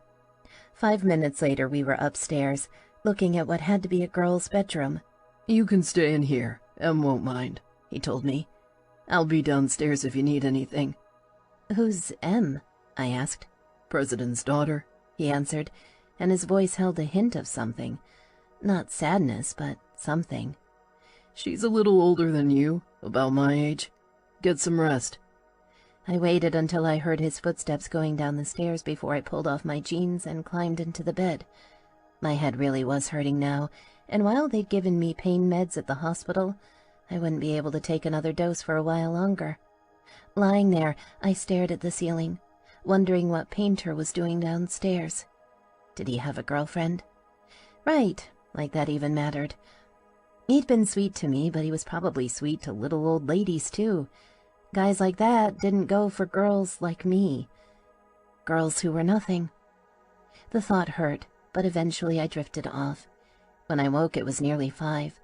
Wandering downstairs, I found Lonnie and Reese sitting in the living room, her perched on his lap as they talked quietly. Sorry, I didn't mean to interrupt you, I said, feeling like an intruder. Don't worry about it, Reese replied, sounding resigned. Lonnie pushed off him, then came over to study me carefully. She was shorter than I was, and I felt awkward and gawky next to her. How are you feeling? She asked, her eyes sharp. Good. My head hardly hurts at all, I said, and this time it was the truth, although I'm starving. Then I snapped my mouth shut because it sounded like I was begging for food, which I guess I was. I mean, I was sort of trapped here, out in the country at a strange house owned by a man I didn't even know, and whose only tie to me was that he was sleeping with my best friend's aunt. That's pretty damned tenuous. Lonnie smiled. If you're hungry, that means you're healthy. I picked up some new clothes for you earlier. They're in the bag. She pointed to a Target bag sitting on the floor next to the stairwell. I'd just leaned over to grab it when Painter walked into the room from the back of the house. How you doing? He asked. Better, I managed to reply, feeling shy. Get changed and we'll go out to dinner, Reese announced. It's been a long day. Okay, I said gratefully, then ran upstairs to put on my new clothes. Hopefully Lonnie had gotten me something cute. Painter invited himself along with us, which pissed Lonnie off for reasons I couldn't quite understand. I knew she was protective, but it wasn't like he was doing anything. Sure, he'd insisted that I ride with him to the restaurant, which kicked ass, I might add, and he was sitting next to me in the booth, his thick male thigh pressed up against the side of mine, which gave me little flutters and chills. A couple times he leaned over to ask if my food was all right, and when we finished, he draped his arm across the back of the booth, right behind my head.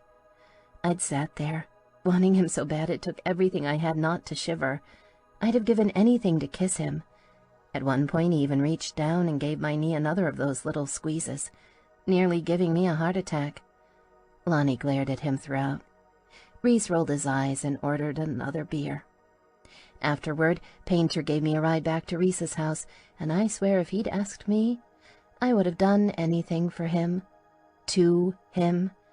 But he didn't. Nope. He just dropped me off. But as I got off his bike, he tucked a strand of my hair back behind my ear and skimmed his fingers across my cheekbone. I really did shiver then, because how could I not? 2 days later, I was bored out of my mind. I'd found myself in a weird limbo out at the Hayes house because I had no transportation or way to get to work. There wasn't anyone to talk to either. Reese and Lonnie were gone most of the time, her working and him doing club stuff. There had been some big party the night before, but yours truly wasn't invited. Instead, I just sat around, waiting for something to happen. Reese still made me nervous, but I trusted London, and it wasn't like I had any other options. Even the money I'd managed to hide from my dad was gone, burned up in the explosion. Now all I had were the clothes Lonnie had given me. 2 pairs of panties, 1 bra, a pair of shorts and a pair of jeans, 2 tank tops, and a sweatshirt. That was it. The sum total of all my worldly possessions. I needed to take action, figure things out. But when I tried to talk to Lonnie and Reese about the next step, neither of them had time for me. Lonnie had work stuff, Reese had club stuff, and they both just kept telling me to rest up and let my head heal. A girl can only rest so much, though. That's why I was sitting on the porch Saturday afternoon, trying to read when I heard the bikes coming. Now, if I'd learned anything over the past 2 days, I'd learned that there were always bikes coming and going from Reese Hayes' house, so I didn't think too much of it when I saw the motorcycles turn into the driveway. Then I recognized one of the riders as Painter, and my heart clenched. Okay, so it wasn't my heart that clenched. It was something centered a lot lower in my body, but don't judge me. Painter was the kind of hot that no sane woman can resist. It never occurred to me to try. "Hi," I managed to say as he swaggered toward the porch. And yeah, he had the swagger down cold. Trust me. "Hey," he replied, giving me that same slow grin that had first melted me at the hospital, and the house, and the restaurant. "This is Puck. Me and him are gonna hang out here tonight." I shot a look at his friend, who was a tall, solidly built guy with darkish skin, darker hair, and a nasty scar across his face. He didn't look much older than me, but the flatness of his eyes sort of freaked me out. "Reese didn't say anything about someone coming over," I replied, torn. I wanted Painter around, but his friend? Not so much. I should probably check with Lonnie. "Feel free," Puck said, "but we got orders. President says we're watching the house and keeping an eye on you, so that's what we're doing." Painter scowled at him. "Way to scare her, fuckwad." Puck didn't say anything, just crossed his arms over his chest, making it clear he was here to stay. Okay, this was getting weird, fast. "You know, why don't you just come in?" I said quickly. I hated it when people fought. Mom and Dad fought all the time, at least until she stopped giving a shit and started smoking pot constantly. "I think there's some pork chops in the fridge. I'll make them for dinner. Does that sound good?" Painter smiled at me again, and this time there was something strained about the expression. "Sounds perfect, babe. Can't wait." Dinner was weird. For one thing, we didn't talk. None of us. We just sat and ate in the same room together, the clicking of our knives and forks almost painfully loud. Painter was nothing like he'd been before. He was still nice to me, but distant. No little knee touches, no lingering glances. Nothing whispered in my ear. The situation with Puck was strange, too. I'd assumed they were friends, but soon realized they hardly knew each other.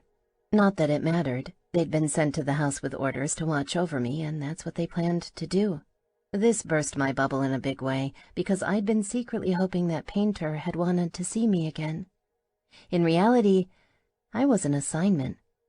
I didn't know why Reese thought I needed a babysitter, but he obviously did. I'd just finished my pork chop when Painter suggested we watch a movie.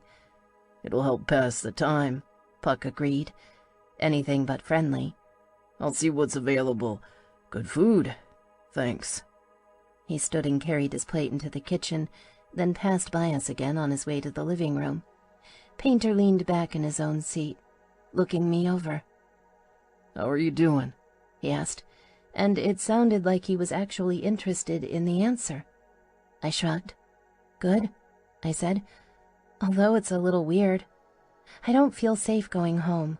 Lonnie's place is gone. I'm not quite sure what I'm still doing out here, but I don't have anywhere else to go either. I can't even get to my job because I don't have a car. Lonnie and Reese are never here. It's hard to wrap my head around what comes next. You know? Huh. That was a lot more than I'd planned on sharing. I stared down at my plate, wondering if I sounded like a whiny little girl. Painter didn't respond, so I shot him a look under my lashes. He was studying me intently, although I couldn't read his expression. "Wish I had an answer for you," he finally said. "It's a fucked up situation, and I got no idea what happens next." That caught me off guard because it was so honest. Whenever I managed to corner Lonnie, she'd just tell me that everything would be okay, and that she'd take care of me. Reese said to calm down, that it would all work out. Hearing the truth was scary, but refreshing too. "Thanks," I blurted out. "For what?" he asked. "For being honest. Everyone is telling me that things are fine, but they aren't. I've got no home, no family to help me, no transportation, and if I don't find a way to get to work soon, I'll lose my job. Not that I'd even know if I got fired, because my phone blew up with the rest of the house. And I probably got $1 bazillion in medical bills, too. It is a fucked up situation. So why is everyone pretending it's not?" He seemed startled by my sudden burst of speech, which I could understand. I'd startled me, too. "You know, the house probably wasn't your fault," he said slowly. I shook my head, wishing it was true. "I think I left the gas burner turned on after I made my macaroni and cheese," I admitted. "What else could have caused it?" "Melanie, leaving on a burner for a couple hours doesn't blow up a house," he told me, the words gentle. "I mean, it's not something you want to go around doing, but whatever happened, it was because of something bigger than you cooking macaroni. It's not your fault, and Lonnie's insurance will probably cover your medical bills, too." "I really hope that's true about the house," I said, although I knew in my gut it wasn't. I'd caught a whiff of gas earlier that evening and had meant to investigate. Instead, I'd gotten distracted thinking about my mom. And I guess the medical bills don't really matter anyway. Not like they can collect. He nodded, reaching for the beer he'd grabbed from the fridge earlier. Taking a long drink, he glanced toward the living room, where I could hear Puck rummaging around. "You don't have to watch a movie with us if you don't want to," he said quietly. "You can go upstairs and rest." "I'll watch it," I insisted, and not just because I wanted to spend more time with him. I'd had my fill of rest over the past 2 days. Just having another human being around to talk to was a relief. The fact that he was a super sexy human made it that much better. "Here, let me get your plate." "No, that's all right. I'll take it," he said. So we carried the dishes into the kitchen together. He stood and watched while I loaded the dishwasher. Every time I passed him, I caught his scent, leather and something strange, like paint thinner. "Is Painter your real name?" I asked, avoiding his eyes. "Nope. My real name is Levi Brooks," he said, "but I like to paint, and most guys in the clubs use a road name, so there you have it." "Like paint houses?" He laughed. "No, pictures. I'm into art." That surprised me. It must have shown on my face because he gave another low chuckle. "Let me guess. You assumed bikers aren't sophisticated enough to appreciate art?" I coughed, looking away. I'd be damned if I'd answer. "You're cute when you blush," he said, reaching over to catch a lock of my hair, tugging on it gently. He called me cute. My heart stopped for an instant, and it was hard to follow the rest of his words. "And yeah, I like art. I do a lot of custom work down at the body shop. All the gold on my Harley is my own, too. Sometimes I do bigger projects, usually painting on boards for customers who want portraits of their bikes, believe it or not." "Wow," I said. God, he was so out of my league. Hot and talented. "What about you?" he asked. "What do you do?" "Well, right now I'm waiting tables," I told him, wishing I had a more interesting job. "But I'm starting school in the fall, at North Idaho College, and once I get all my prerequisites done, I'm going to study nursing. I like taking care of people." "Yeah, I can see that. You're friends with Jessica, right? London's niece?" I nodded. "You take care of her a lot?" I shrugged because I took care of her all the time, but he didn't need to know that. At least I'd taken care of her until she'd run off to California to live with her mom. She'd been super pissed at London for dragging her out of a party at the Reapers clubhouse, which was my fault in a way. I was the one who ratted her out. I'd heard a lot of rumors about those parties, about how wild they were, how a girl could get into trouble. Looking at Painter, I believed those rumors too. If he crooked his finger at me, I'd come running like a shot. The thought caught me off guard, and I frowned. Since when did I come running for a guy? "You okay?" Painter asked. "Sure," I said, although I was feeling more than a little off balance. Not physically, but mentally, because in the past 2 days I'd gone from being afraid of bikers to really, really liking this particular one. How many girls did he have waiting for him back at that clubhouse of his? I looked up to find him staring at me, his face thoughtful. "Let's go see what Puck found for movies," he said. "And Mel?" "Yeah?" "Things aren't okay, but they will be. You can get through this." "Thanks," I whispered, and to my disgust I felt hot tears filling my eyes. I hated crying, hated the kind of girls who cried, hated looking and feeling weak, but Painter just pulled me into his arms, holding me tight as sobs started shaking my body. I missed my mom really bad, and I was scared. He rubbed my back, whispering softly into my ear, although I had no idea what he was saying.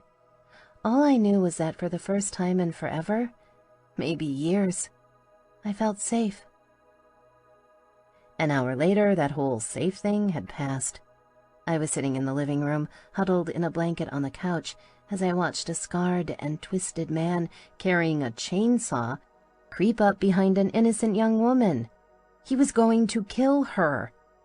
I knew this because I'd already watched him kill at least 10 other people with his horrible weapon. And the movie wasn't even halfway over yet. Why the hell hadn't I gone upstairs when I had a chance?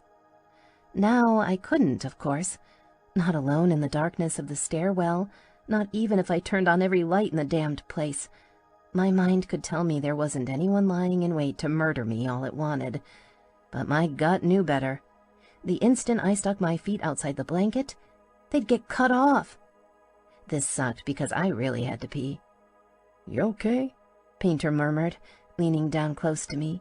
I jumped, startled, and then he was wrapping his arm around my shoulders, pulling me closer to him. The saw roared through the sound system, and I closed my eyes tight as the girl started screaming and screaming. Painter's hand rubbed my shoulder, and he gave me a squeeze. "You want us to turn it off?" Shaking my head, I burrowed into the warmth of his body. The saw roared again, and I moaned. "Seriously, we can turn it off," he whispered, close enough to the side of my face that I could feel the heat of his breath and smell the faintest hint of beer. "I'm fine," I insisted, wondering if I'd ever sleep again. I hated horror movies. Hated them. Jessica made fun of me for it all the time, but I'd be damned if I'd admit how scared I was. Not to Painter. "Okay, then," he said, and I felt something brush my hair. His hand? "Good news," Puck announced, sounding almost cheerful. He was sitting in a chair across the room, watching us with something like humor in his eyes. "This is a whole series. We can do a marathon." I moaned again, wondering if I could just roll up into a ball and die right here. It would be better than spending the night watching blood spurt. Would it ever end? I woke up in bed, fully clothed under the bedding. Staring at the ceiling, I blinked, trying to figure out how I'd gotten here. There had been the never-ending hateful movie marathon, Painter holding me, which was significantly less hateful, London coming home, talking to him in the kitchen, and then locking herself in the bedroom. Had I fallen asleep next to Painter on the couch? Maybe he carried me upstairs, tucked me in. God, how sexy was that? Not as sexy as him crawling into bed next to you. A wave of heat spread through me. What would it feel like to sleep with him? Or maybe we wouldn't sleep at all, just spend the night. Stop it, I told myself firmly. Stop it right now. If he wanted to make a move, he could have. He didn't. Get over yourself already. Mel, how much longer until I can put you on the schedule again? Asked Kirsty, sounding impatient. She was my manager at the restaurant, and I was talking to her on my new phone. She'd been horrified to hear about the explosion, and so far hadn't complained about all the time off, but that wouldn't last forever. Either I needed to move somewhere I could walk to work, or I needed a car. At least I could make calls again. The phone was a gift from Reese. He'd tossed it casually across the table at me over breakfast on Sunday morning, not long after I'd dragged my chainsaw-traumatized ass downstairs. Puck was sitting at the breakfast table, and I looked around, hoping to see Painter. No such luck. After we finished eating, I tried to pin Lonnie down again, but she didn't want to talk. Neither did Reese. Everyone just seemed to think I should sit quietly in the corner and stay out of their way. But how was I supposed to rebuild my life stuck in a corner? There was a reality disconnect here, and it felt like I was the only person who could see it. I spent Sunday sulking, and by Monday, yet another day alone in the house, I was on the edge of losing it. London came home in the late afternoon and started fixing dinner, even more distracted and out of focus than she'd been before. I tried to help her, but I just kept getting in her way, so eventually I went upstairs. By myself. Again. I was laying on the bed, reading an old science fiction book I'd found in the closet. It wasn't really my thing, but seeing as this was my 4th straight day of doing jack shit, I decided to expand my horizons. A crisp knock came at the door. "It's open," I called, and looked up, expecting to see Lonnie. Instead, I found Painter. He gave me that super sexy smile of his, walking toward the bed with long, loose strides. Then he sat down next to me, and I swear to God my heartbeat doubled. "Hey, Mel," he said, reaching over to slowly pull the book out of my hands. "You want to go out for a while tonight?" "Like, on a date?" I gasped, then could have smacked myself because how desperate was that? Painter didn't seem bothered, though. "Yeah, a date," he said, sounding bemused. "I thought we'd get dinner. Maybe go see a movie." That sounded amazing, unreal, except for the movie part. I couldn't do it again, I realized. Not even with his arms around me. "No horror," I said, hoping it wasn't a deal-breaker. Painter grinned. "How about this? I'll let you pick," he replied. "I want you to have fun. You ready?" I thought about my hair, which hadn't been combed all day.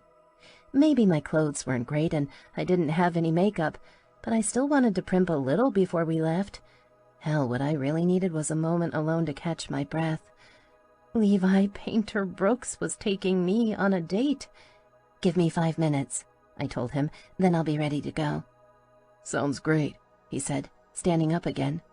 Then he reached down, offering me his hand. I took it and he pulled me up and into him. We stood there for an instant, touching, before he stepped back. "Sorry about that," he said, but he didn't really sound sorry. I tried to keep it casual as he turned away, leaving me alone to get ready. It was almost impossible.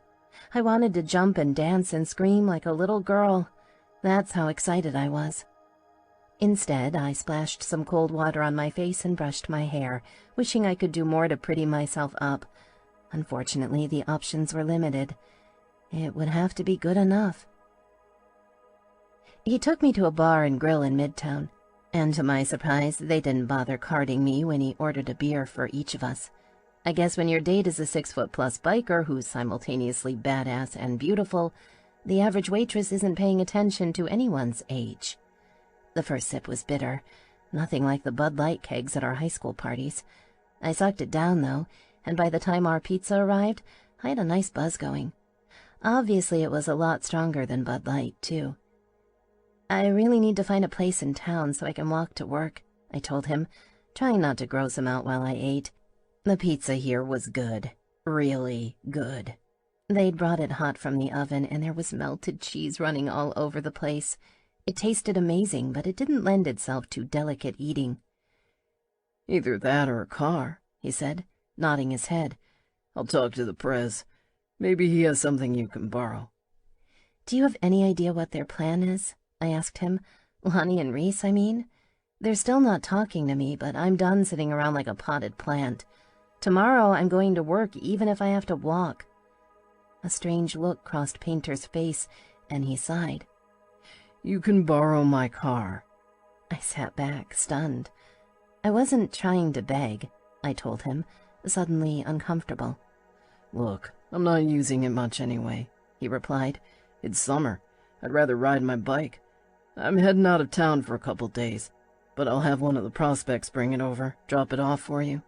That way you can start working again, get back on your feet. I didn't know what to say.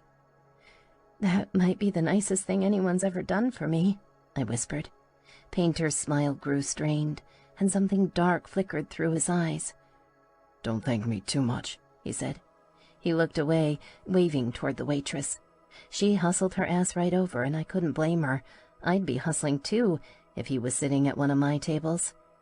Can I get the check? Sure, she cooed at him. I watched as she leaned over, flashing her cleavage. He wasn't looking at her, though. He was looking at me. I'm sorry, he said quietly. Sorry for what? The waitress came back, handing over our check. Painter pulled out his wallet and grabbed several bills, stuffing them in the little black folder. Then he was on his feet and it was time to go. He never told me what he was sorry for. I picked an action movie. There was a romantic comedy that looked good, but after he offered to loan me his car, that just seemed cruel. He bought the tickets and we started toward the theater. We were almost inside when he paused to check his phone. Then his face turned grim. What's up? I asked. Nothing, he said shortly. That was a lie if I'd ever heard one. No, something's wrong. Do you need to go? He hesitated, and I knew he did. We should go, I said firmly. You can take me home and then deal with whatever that was. I nodded toward the phone. Yeah, we might want to do that, he admitted. I'm sorry. I didn't mean to cut things short. It's fine. I've had a great time. I'm just sorry the tickets are wasted. No worries, he replied. Come on. The ride back was different.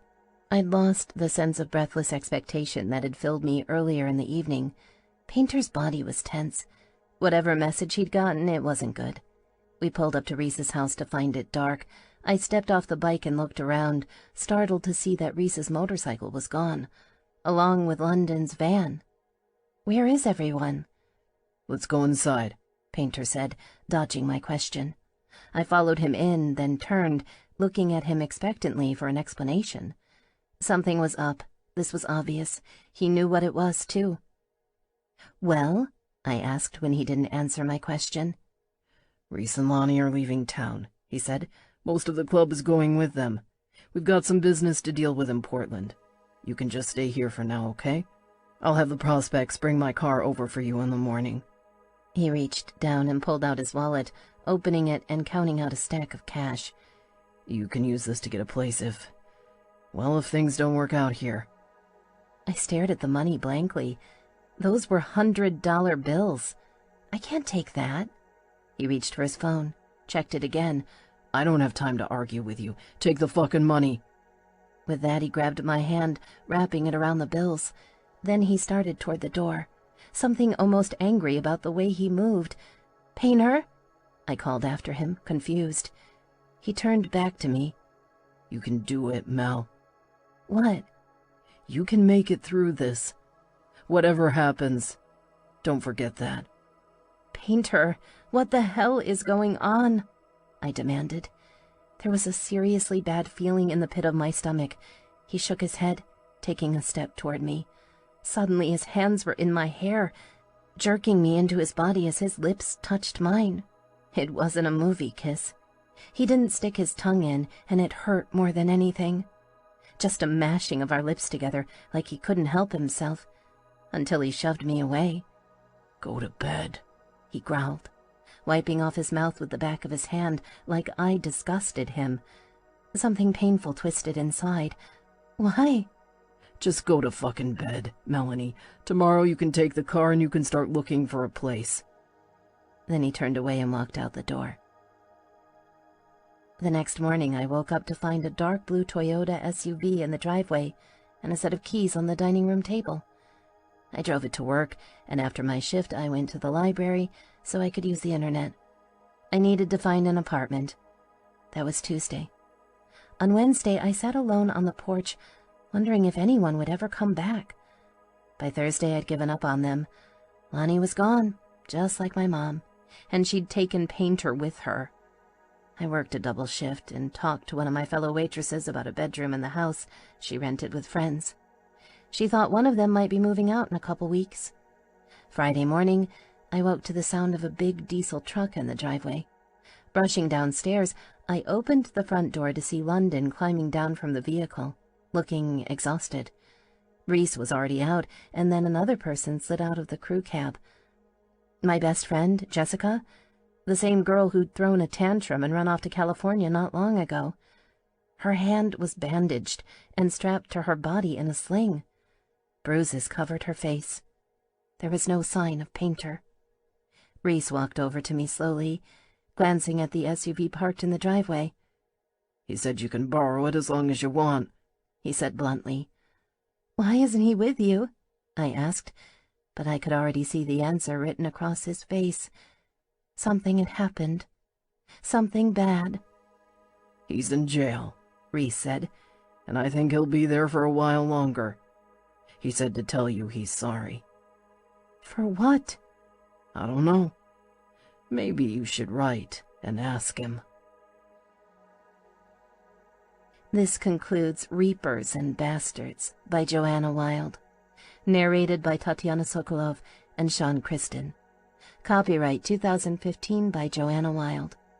This unabridged audiobook is published by arrangement with Joanna Wylde, care of Jane Rotrozen Agency, LLC, and was produced in the year 2016 by Tantor Media Incorporated, a division of Recorded Books which holds the copyright thereto. Please visit tantor.com for more information on our growing library of unabridged audiobooks